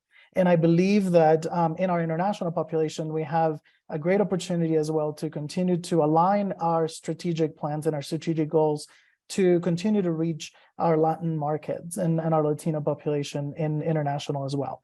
And one of the things that I think Lane has done over the years incredibly has been to be able to utilize its resources nimbly in order to address our markets. And I think one of the things that we are excited about is that with my heritage as a Latino, that we will be able to continue to focus some of our efforts in our Latino population and some of our Latino markets where we know we could have a great attraction. Great work has already been done on this, and we will continue to expand on that work as we continue to look at the upcoming years. I believe that there is, of course, with COVID have come many challenges for many of our embassies and for our student populations. We've seen a large increase of visa appointments delays. And as we continue to look at our strategies, we're continuing to focus specifically on countries where there's shorter timelines, where we're looking at students who are getting higher visa rates. So we are continuing to follow the trends, follow the challenges that we're seeing in the market and responding nimbly to those challenges, which is something that I believe is very exciting about our international team and about our college as a whole. Another thing that I think we are continuing to look to leverage as a new opportunity for us is also my role as a chair for the state consortia. The state consortia's mission is to continue to expand Oregon as a study destination for international students. In conjunction with the work that we do with the Commercial Services, the Department of Commerce of the United States, as well as many of the institutions who are members of the consortia here in the state of Oregon, we continue to look at how we put our resources and leverage our connections to continue to increase this idea of international students coming to the state. And of course, specifically for us, how we continue to encourage those international students to attend Lane specifically. We have been able to leverage many partnerships, like partnerships with the University of Oregon and many others, to continue to increase our attraction and our distinctive as an institution. Another thing that I think we are continuing to work really well and that we will continue to expand is on our effort to continue to highlight our distinctives as a college, how we continue to set ourselves apart over other community colleges, both in the state as well as in the rest of the country. A big thing that sets us apart, for example, is this idea of our housing, how we continue to provide housing for international students, which is a huge piece for us because it's allowing international students and parents of international students to continue to rest assured that when their students are coming to us, they're also going to be having a safe place to live with us as well. Something that I, as being an external person to the college when I first arrived, I was able to observe, because I'm coming from a different institution within the state, was the fact that indeed Lane has an amazing reputation, both for how we serve our students, as well as for our nimbleness to respond to challenges that arise. And certainly we have seen many challenges with COVID, and as we've seen all these different challenges with our financial crises in the state, we've been able to respond promptly to our international student markets and our student populations in order to address the needs of our population, of our international students specifically. So we are very excited to continue to increase our interest and our attraction for international students attending Lane Community College. Thank you so much for the opportunity to speak to you today. Thank you. Thank you. Wow, great presentation. I'm sure many members of the board want to comment. I have Mike and then Austin. So my first professional job some 50 years ago was as a head resident in a residential international house at the University of Nebraska. It was a wonderful job, and I'm so inspired to see that international education is alive and well and thriving here at LCC. It's different than anything else the college does, and it's vitally important to the college. So thank you for your work. Thank you, students, for what you're doing. Austin. Thank you so much. First off, thank you to the students that spoke. Our community is richer because you've come to our community college. So I want to thank you for coming tonight. I'm also really excited to hear about a focus on Latin American countries because obviously we have an HSI goal as an institution and so forth. I was wondering if you could speak a little bit on what are the goals as far as numerical goals with Latin American countries. Second question, if I may also, during orientations and education of student services for international students, are they made aware of the Student Health Center and health services available to them? Yeah, I'm going to answer that last one. We actually switched our health insurance to Luremark. It offers a component for our international students and their parents as far as telehealth. And that was really important for our program to also be able to fill in the gaps in the evening hours, weekends, and holidays when our services aren't available on campus. And so they have a full session on that, Austin, where they're actually going through every piece of that area for insurance purposes. And then we've also included our mental health and wellness and our health center colleagues in that conversation and information so they can add that added layer of support when they're serving our international students as well too. I'm really glad to hear that. Thank you. And your first question? And the first question is, as far as the goals, I would really like to have an opportunity for us to sit with President Bolger to look at what those goals will look like for the institution as she leads us in that direction. Good answer. Good answer. Are there other comments or questions from board members? Steve. Yeah, I also really enjoyed the presentation. Thank you so much. I love the fact that we are, learning more about the institution all the way around, from the international programs this month to some of the things we learned about in the past few months. And I hope to hear so much more about, some of the things that make the place so special. So thank you for the effort to the students and staff who brought the presentation to us. If I can't tell if the students are still in the room, I hope they are. If they are, I'm wondering if they'd quickly come back to the podium. I would just love to hear very briefly, how you heard about Lane. We heard about the outreach that Lane is doing. I'm curious how you heard about Lane and what made you decide to attend. Thank you for the question. And as I mentioned, I am from Japan, and I used one of the agency that has a partnership with Lane. And then the way I found Lane was pretty interesting and funny. And then one of my friends from school came to Oregon as a school program, and then I was kind of familiar with the name Oregon, and I had no idea which state have in here. And then I just quickly searched Oregon Community College, and then Lane pops up in the top.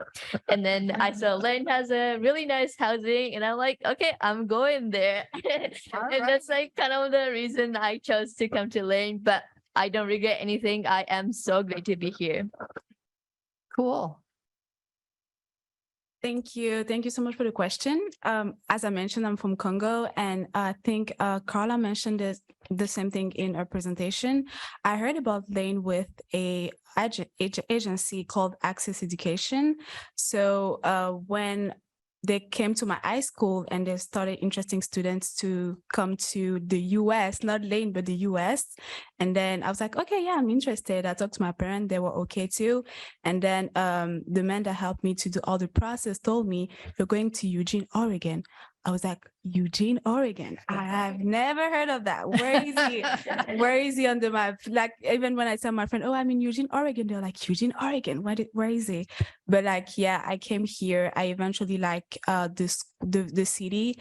It's a great city for studying. I was even supposed to transfer to go to OSU, but I think I'm going to still be here for a couple of months. I'm not ready to leave you guys. So yeah, so that's basically how I heard about Lane. Thank you. Hello, I'm back. So I didn't say where I'm from, but I am from Cape Verde Islands. It's like 10 islands in the Atlantic Ocean in the northwest of Africa. And I first of all, my intention was to study in California. However, I didn't have enough TOEFL score to get in that college. My English needed to still be improved. So one of the academic advisors, the same company, the same service that Carla worked with, she recommended me Lane because Lane had the ESL program where I could improve my English and also start my classes in a way that is not like drastically crazy for me. So that's why I chose Lane. And later on, I was planning to start in Oregon because Oregon is close to California and then finish up and then transfer to California. But I ended up in love with Oregon, so I'm going to transfer to OSU. All right. Yeah. All right. Thank you. Thank you. Thanks. Austin? Yeah, I have another question unless another board member, any other questions? Okay, cool. Could you go more into detail about the visa interview support services that we offer to students? And additionally, I see that business education and there's a few other different programs that are kind of highly sought after by international students. But I've read reports about how there's not only a shortage here for healthcare workers, but also there's an international shortage of healthcare workers. And I was wondering, are we starting to see a change in healthcare education needs from international students and communities? Thank you for asking. I'm actually going to defer to Carla on the visa support and see if she's hearing thoughts as far as the healthcare aspect. Yes, thank you for that question, Austin, and the wonderful dialogue from all of the board members and students. Regarding the visa interview support, so of course, applying to a college or university is just the first step in being allowed to enter the United States. And after being admitted and receiving the documentation that shows you're admitted, all international students must make an in-person appointment at an embassy or consulate in their home country. And in many countries around the world, that actually can be a hurdle. And that is completely separate from colleges and universities. In fact, there is a very strong wall between us and the consular department at embassies. We are able to meet with them from time to time, but it's for very, very general conversations. They are not able to discuss any details or any specific cases. But there are 3 general categories that we know that international students are assessed. One is, are they a valid student and are they using the student visa to come to the United States and actually study? And they're not just using it to try to get to the United States. It is a non-immigrant visa, not an immigrant visa. And second area that they are assessed on is their financial ability to cover their costs. And the third general category is return to home country. So they do have to prove they're a valid student, they can afford to come, and that they will depart the United States when their studies are complete. So we do send them information post-admission about these general categories and a list of tips about how to approach the visa interview. And we also provide virtual advising for the visa interview. I just did one yesterday with a student in Africa as he's preparing for his visa interview on November 9. So we do a lot of virtual advising, sometimes in person. When I was in Vietnam in June with University of Oregon, I was able to have coffee with a student who was applying to come for fall term. So I did hers in person and she got her visa. So we were very excited about that. So it's kind of a multi-pronged approach. And we try to help the students understand as much as possible. We never know what questions they will be asked. And oftentimes visa interviews can be 2 to 3 minutes long. So it's very fast, very quick, and consular offices are doing hundreds a day. So it's a real fast process, and it can be a significant hurdle sometimes. And as Will alluded to, during the pandemic, many embassies were closed. And now they're experiencing extreme backlogs as more and more students are trying to get those visa interview appointments. So we have continued work to do in this area. And I will defer to Will on I believe you were asking about academic programs like business and maybe healthcare, Will and/or Mandy. Sure. Yeah, I'll be happy to answer that. Thank you for the question, Austin. Yes, we, of course, over the years, I've always seen a very high interest in international students for healthcare professions. However, some of the biggest challenges that we run into, it's not just a lane-specific challenge, it's a whole country challenge. For example, in the case of medical education, international students coming to study can start at Lane or can start directly at a four-year institution. Unfortunately, there's still about a 1% of international students that would receive a seat for a medical for a medical program once they complete their bachelor's degree. There are a couple of institutions that are well known for receiving international students, but the number of seats and the number of interests don't quite compare to each other. And so unfortunately, we continue to see this struggle of finding seats for international students in healthcare programs. Not only that, many of the students historically, and this is more anecdotal, more of the students who are coming with an interest in healthcare professions often desire not to return back home to their country, but to actually engage in the healthcare professions here within the United States. And while we may be 100% interested in helping fill some of those needs in our country, then that goes back into one of the areas that Carla was addressing with the visa approach, is that those students need to have demonstrated goals to return back to their countries. And so often we see higher denial rates for students who are applying into some of those health professions when they can demonstrate that they have strong ties to their country.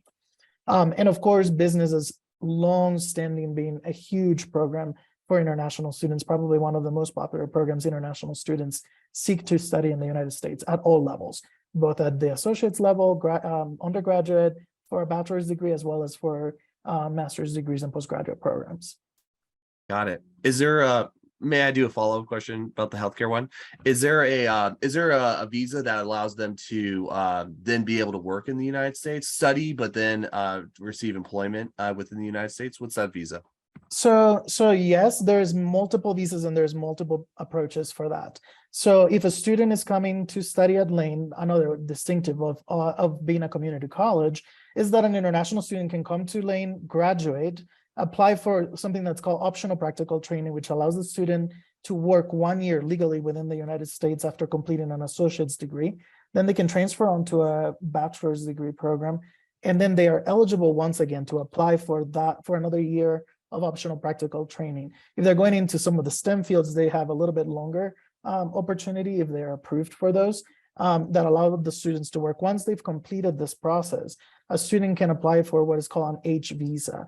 And that is a very, very difficult visa to get because it has to be sponsored by the organization that new student graduate is going to be working at. And so it's very costly, and many institutions or organizations don't really want to be involved in that process because they can invest the money and the student can still be denied the visa, and then they're out of the effort. And so we tend to see that be a little bit less of interest. Got it. Thank you. This was really informative. Thank you. Thank you. Thank you. Thank all of you for your presentation this evening, and don't want to keep you too much longer from your studies. But I would like to compliment you on the format of your presentation tonight. I particularly appreciated the fact that you tied your presentation to the board's adopted strategic plan. I really, really appreciated that. And I hope perhaps other colleagues in the organization, when it's their turn in the barrel to present to the board, will give some consideration to tying the information that's brought forward to the board to the strategic goals that we've set for the organization. So thank you very much for doing that and for illustrating to us that we can work on those goals. So thank you. Thank you for your time and service.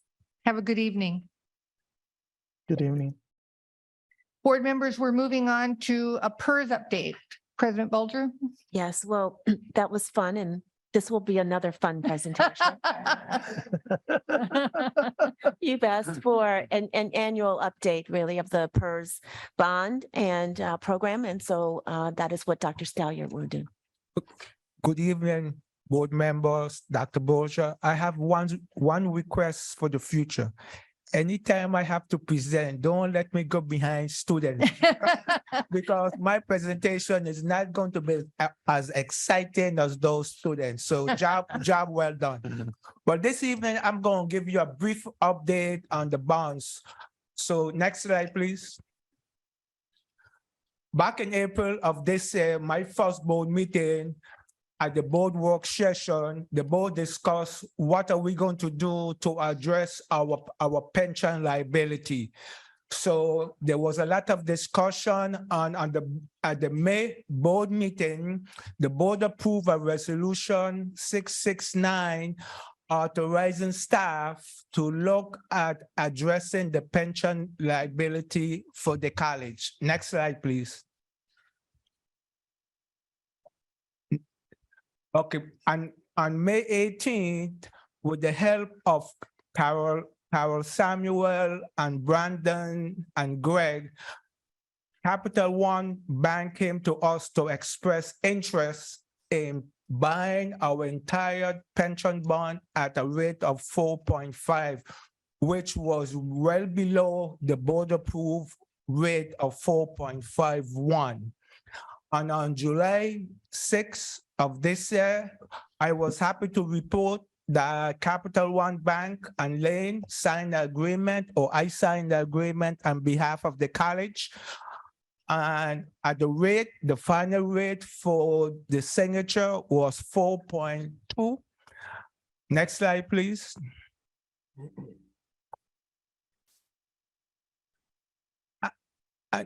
I guess you can't read this thing, but this year, 2023, we are going to receive a savings of $411,000. The following year, 2024, our savings is going to be $612,000. So I believe that the investment we make in selling the bonds to Capital One at a rate of 4.42, in my opinion, was the right investment for the college. Next slide, please. I received an email, I want to say last Friday, from the HEC, letting me know that the HEC has sent our first payment to the Bank of Wells Fargo and US Bank. Next slide, please. The first payment total was $3.5 million. And as I mentioned earlier, the savings was $411,000 this year. Next year, it will jump to $600,000. And the next slide, I will entertain any questions. Board members, questions for Dr. Stalliard? Well, since there's no question, it's always a pleasure to come before the board Not actually, oh. All right, Steve. Spoke too soon. All right, Steve, I was just making sure. And since I'm not wearing my glasses, I apologize. So I I'm wasn't glad- watching and I didn't know who came up first, so we'll do it alphabetically. Austin? Yeah, thank you. I think Steve was up first, but that's okay. My question is that obviously, so this is an annual savings, and then there's going to be an averaging of the savings over the years. Is that how this process goes Yes, as we continue on? Every year, our savings is going to increase based on the credit and the rate. So that's why you see every year. Next year it goes to 600,000, and I forget what 2025 is going to hold for us. Got it. But essentially, it's an increase in savings over time. Though. Yes. Excellent. Yes. Great. Thank you. Steve? George, I just wanted to let you know that I appreciate our ongoing humor about this situation. So, because you'll probably get questions from me for a long time to come. Nonetheless, I definitely appreciate the back and forth. So the presentation was seemed to focus mostly on one side of the arrangement, right? We also had to put that $80 million into the market, right? So I guess this is a piece I'm not quite understanding. How am I trying to say this? We owe $80 million at some point. We borrowed it. We have to pay it back, and the plan is to pay it back with money earned in the market. So are you going to be reporting to us how that investment is doing? Well, I didn't review the side account for this presentation, but at my next update on a quarterly basis, I will review the side account. Remember, every quarter we have a side account that generates some money for us that we really do not touch. So at my next quarterly update, I will get with Carol and we will dive into the side accounts and I will give you a report.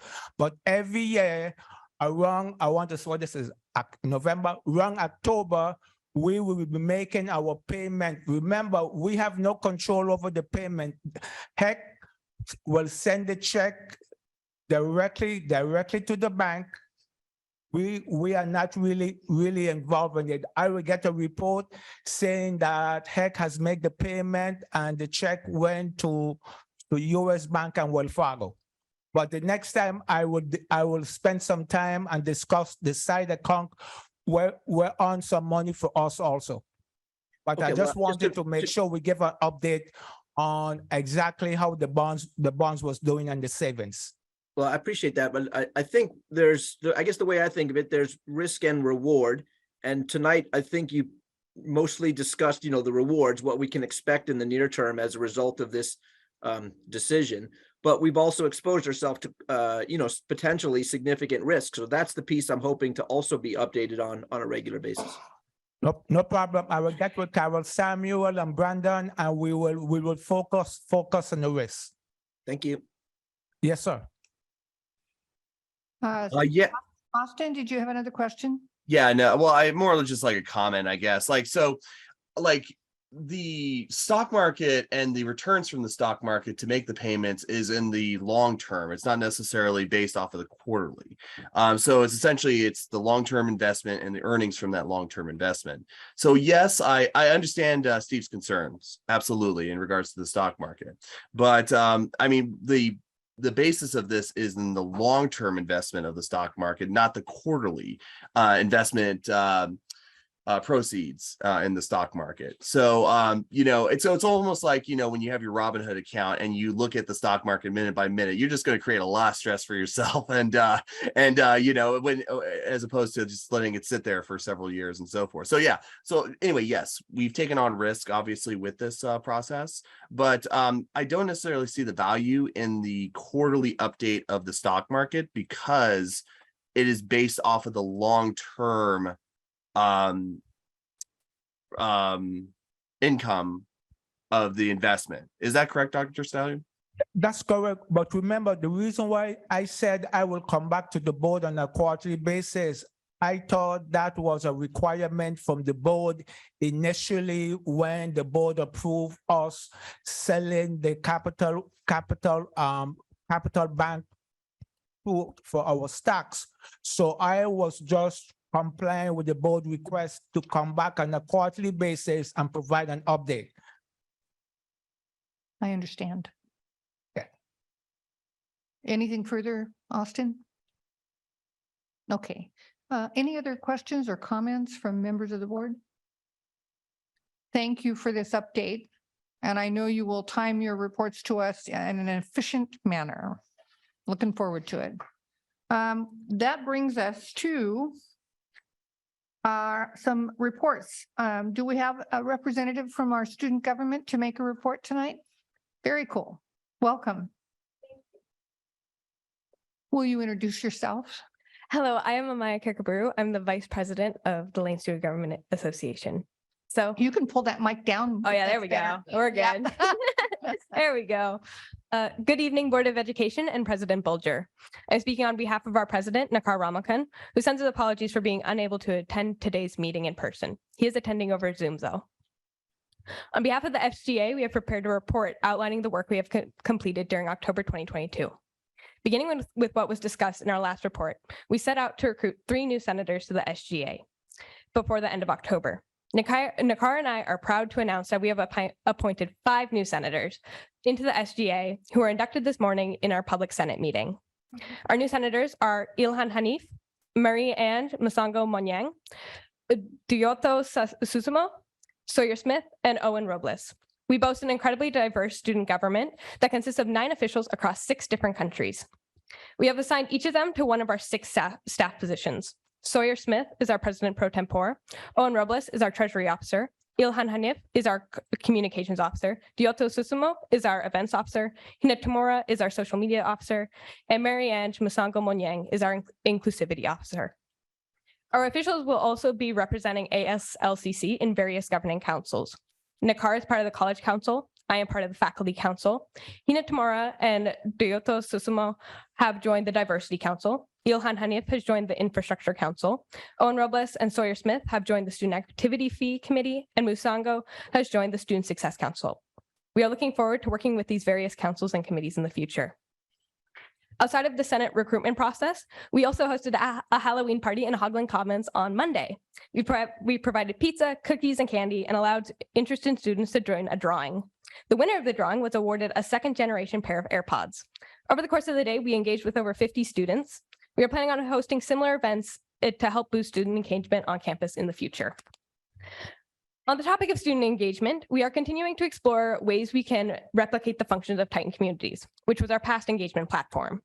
Using our current resources, such as Moodle, Mylane, and Google Suite, we have successfully replicated the weekly newsletter, which was originally sent out through Titan Communities on Moodle. The newsletter is essential because it alerts students of upcoming events, opportunities, and resources on campus. We are also continuing our work with the Community Advocacy and Resource Education, CARE, an institutional resource, to perform a survey that will assess the rates of food insecurity among Lane Community College students. The findings from the survey will help guide the actions we take in the future to address the food insecurity needs of our students. The survey is close to being finalized. We have also met with and formed a relationship with Oregon Student Association, also known as OSA. Nakar and I met with the interim director, Joseph Cruz, to get a general introduction into the role of OSA. OSA have established themselves as a crucial partner to our advocacy work. Nakar and I have also met with the president and vice president, Luda and Kavi, respectively, of the Associated Students of University of Oregon, ASUO. We are excited by the prospect of combining student governments to represent students across Eugene and Oregon. Currently, we're working with OSA and ASOU on the recruitment of Eugene campus organizer. Finally, we are working with OSA on a voter education campaign. We are participating in class reps and clipboarding to remind students of the November 8th voting deadline and of the importance of voting. We will continue to work on this campaign until the day of the election, November 8th. The future of the SGA is looking promising, and we are excited about the work to come. Thank you. Thank you. Yes, Mike. I've had the opportunity to work with student governments for a very long time in a number of different settings. And I know that some years it clicks and works and some years it's really hard to get going. And I'm just incredibly impressed with the jumpstart that this student government's gotten on the year. It's quite impressive, and I want to encourage you to keep going full bore, and don't forget your studies. Oh, thank you. Thank you. We appreciate it. Thank you for being here. Thank you for the report. Thank you. And a report from LCCEF. Ms. Frankie.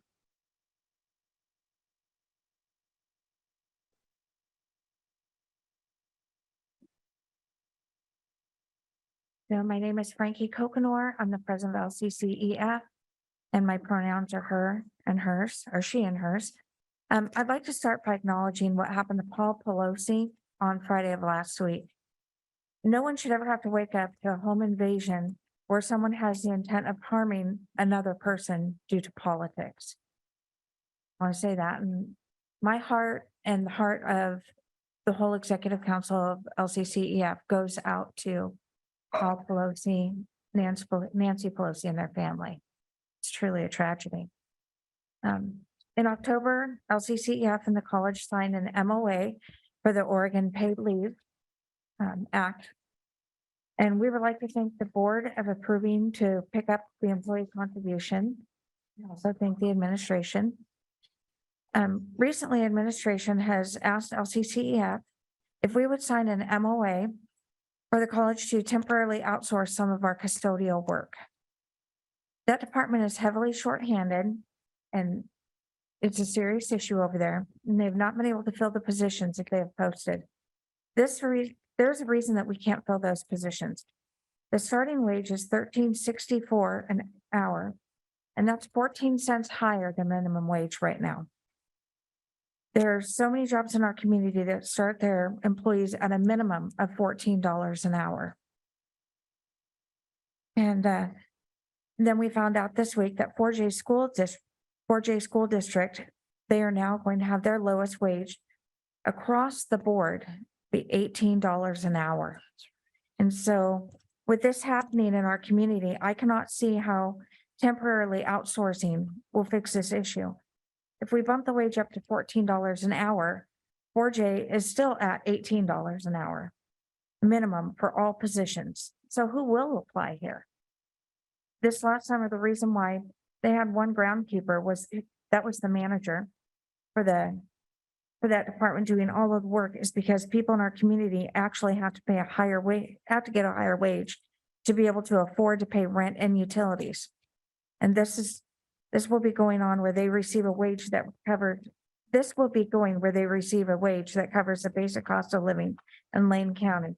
So the situation on this situation, we're willing to work with the college, but it has to be a solution that makes sense to us with wages.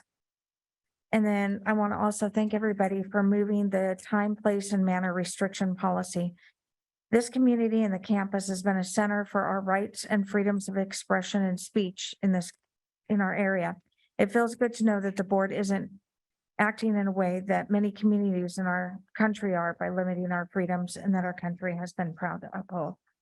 Thank you very much. And also, thank you for bearing with me. I've had a headache for a couple of days, so I think I'm at my limit pretty much for the night. Thank you. Adrian?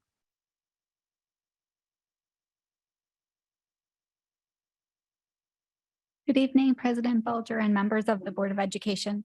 I have a few updates and would like to also speak briefly on the board policies. On behalf of the faculty, I would like to express appreciation for you, Chair Pryor, for your clarification regarding the board's intent about the speech policy. Thank you for allowing us time to speak and hearing our voices.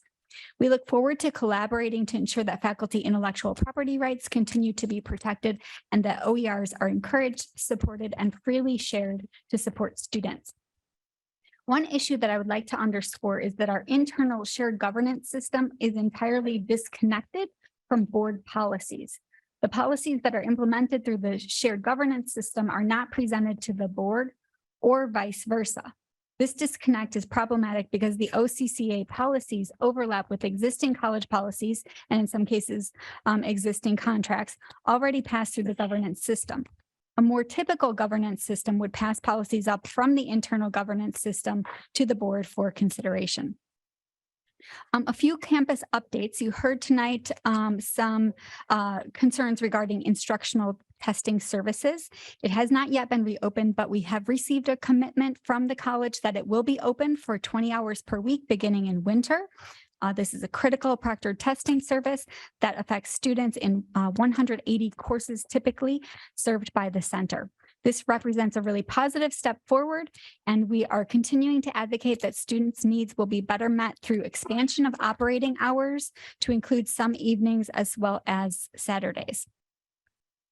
Regarding student support services generally, in addition to the limited hours at ITS, I wanted to share some examples of insufficient services that are impacting students on our campus.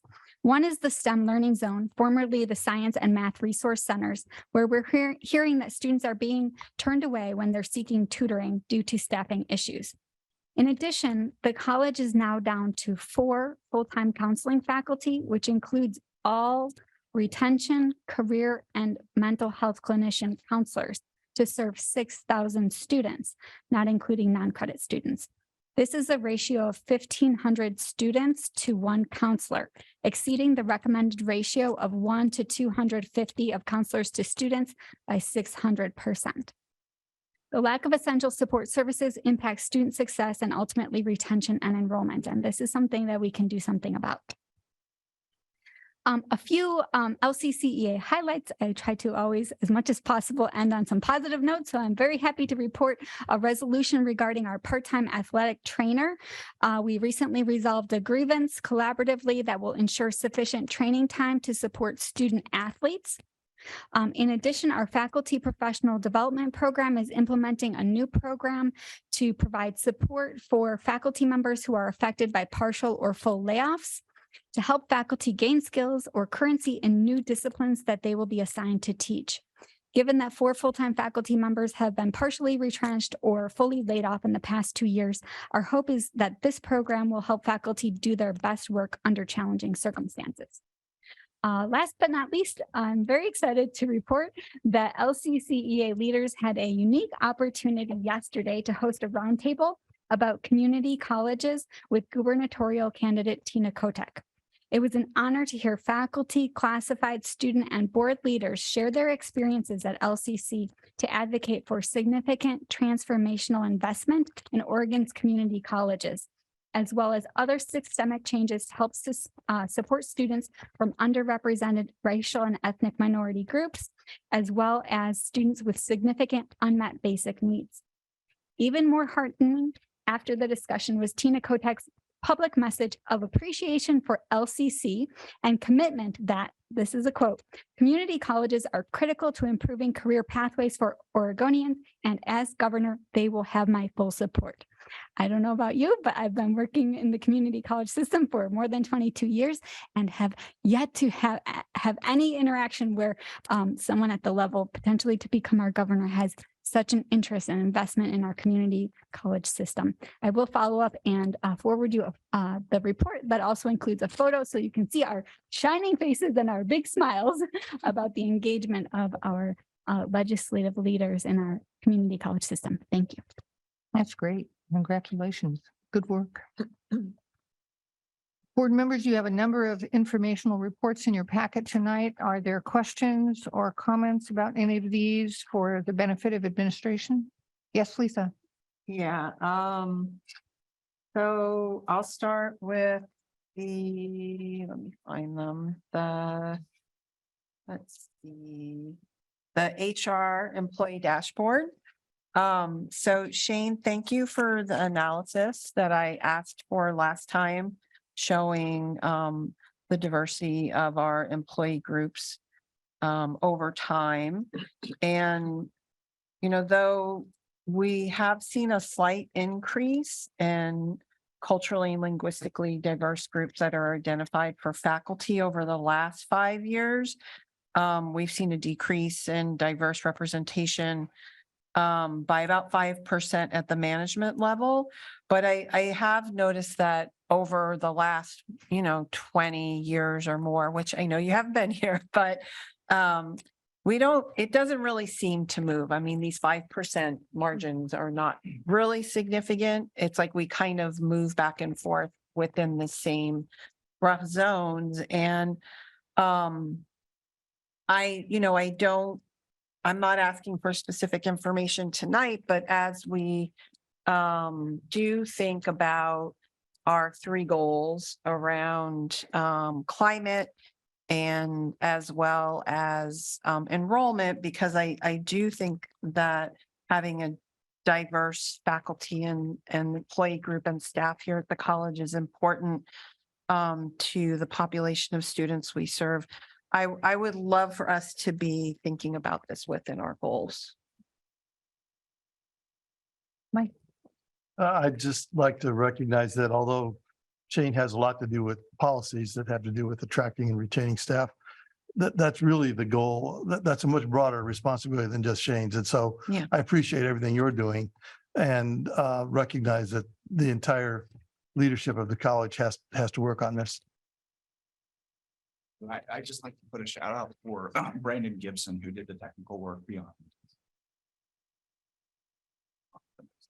Great, I appreciated it. Thank you. Angela? Thank you. I don't have a question. I just wanted to comment on the academic affairs report. I was really tickled to see the welding program, welding arbors for the Owen Rose Garden. I was really tickled about that. I think that's a fantastic community engagement. I'm just delighted. Thank you for that report. And Alyssum, of course.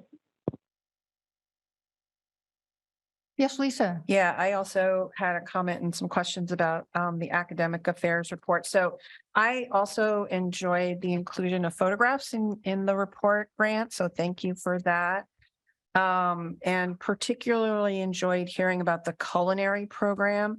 I think that it was excellent news to hear how well that program is doing, as well as Rosa Lopez's email. And I loved hearing, I personally really enjoy getting these glimpses into the programs and ways we're increasing access as well as the partnerships.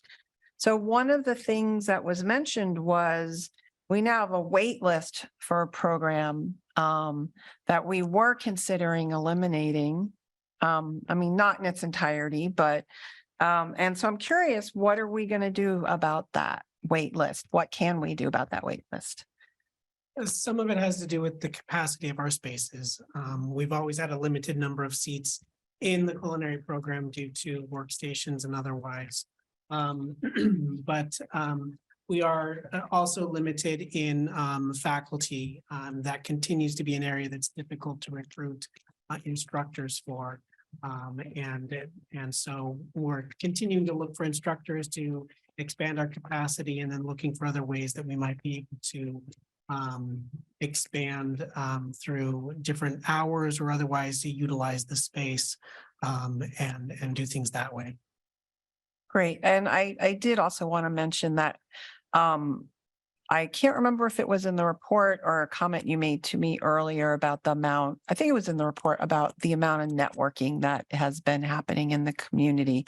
And I can also report I've heard from community members about the visibility of that program and the excitement that it still exists, because there was some level of messaging, communication, whatever, that led people in the community to believe that it didn't. So it's good to know about the networking as well. Thank you. Yes, they're doing a lot of great work around that and partnering with other food agencies and others to solve local problems that we have here, local issues that we have here around hunger. Great. Thank you very much. And thank you to all of the reports that were provided by staff. Other comments or questions, board members, about information reports? I have one, and it's back in the consent calendar. You always provide us with a personal appointments, and at least one board member commented, and I realized too that what we were presented this month is a format that's different from what we're accustomed to. And it's an amount of information that I think is somewhat inconsistent with the policy role the board plays. And I wonder if it was intentional or if it was just an oversight this month that we got all that data about individual employees, and perhaps we might go back to that more abstract format. Thank you. Thank you. Yeah, that was odd. We're on the final flight path, colleagues. Brings us to the good of the order, unless anyone else has a comment that I have not found. This is the time in our board meeting when we invite board members to offer up comments or questions. Austin. There we go. Can you hear me now? Yes. Oh, excellent. Fantastic. So I mentioned this in, I believe, the last board meeting that would love to get a workforce data presentation to the board, as well as a presentation about the STEP program within our community college, and just get an update on that. Steve and I actually attended a great presentation at ACCT about STEP and how it could be utilized not only for wraparound services, but also as part of enrollment increase strategies. So anyway, I'd love to hear what STEP is doing and the good work that they're doing currently. And yeah, I think this is the second time I've requested this, but yeah, I look forward to when that presentation does occur. Thank you. For what it's worth, Dr. Bulger and I have worked on a list of presentations that board members have asked for, including that one, and we do have them plotted out, and perhaps we can provide some previews of coming attractions so that you'll know when something you've asked for is likely to come up on an agenda. Others, yes, Mike. I represent the board on the LCOG board, as well as an LCOG committee called the Lane Economic Committee, and President Bulger will be presenting to the Lane Economic Committee on November 14th. And they've been really anxious to hear from her and excited to hear from her. And that'll be a public meeting. Maybe we can send out a link to the time to the full board if anybody else would like to tune in. Yeah, thank you. Any other comments or questions from board members? Moving forward in your agenda, you have a list of coming meeting dates. In case you have any questions about those issues. One thing we do have slotted on the work session for November 16th, if I remember correctly, is a presentation about the long-range facilities plan. It occurred to me that we do a lot of talking about our bond measure and what we're funding or not funding and how we're funding it. And one of the things that a number of current board members weren't here for was the work that went into building the long-range facilities plan, the facilities improvements plan. And so we're going to bring that forward at the work session just as an update and an information item, among other things. Yes, Lisa. That's exciting. I look forward to that one. Something that came up at our retreat was the topic of governance and how well the board understands the governance system that's utilized within the college, and how beneficial it would be for us to have a better understanding of it. And so I know we talked at that time about having some presentation on that, but I think in light of some of the public comment we heard tonight and the interplay between our policies and the governance policies and procedure, that would be a very welcome conversation as well. Let me update you on that as well. Awesome. Dr. Bulger and I and board member Mattel have discussed that. Dr. Bulger indicated that she was very interested in having the opportunity to participate in the college's governance system for a period of months before trying to bring back to the board any kind of presentation about it. And we concurred with her request in that initial discussion. If board members are feeling a sense of urgency, I'm sure Dr. Bulger will be willing to orchestrate a presentation about the existing state of the governance system. So you just have to let me know your pleasure, and I would encourage you to do that offline, and we will follow up accordingly. Thank you. Thank you. Okay. You know what, kids? We did it for this meeting. This meeting is adjourned. Thank you all.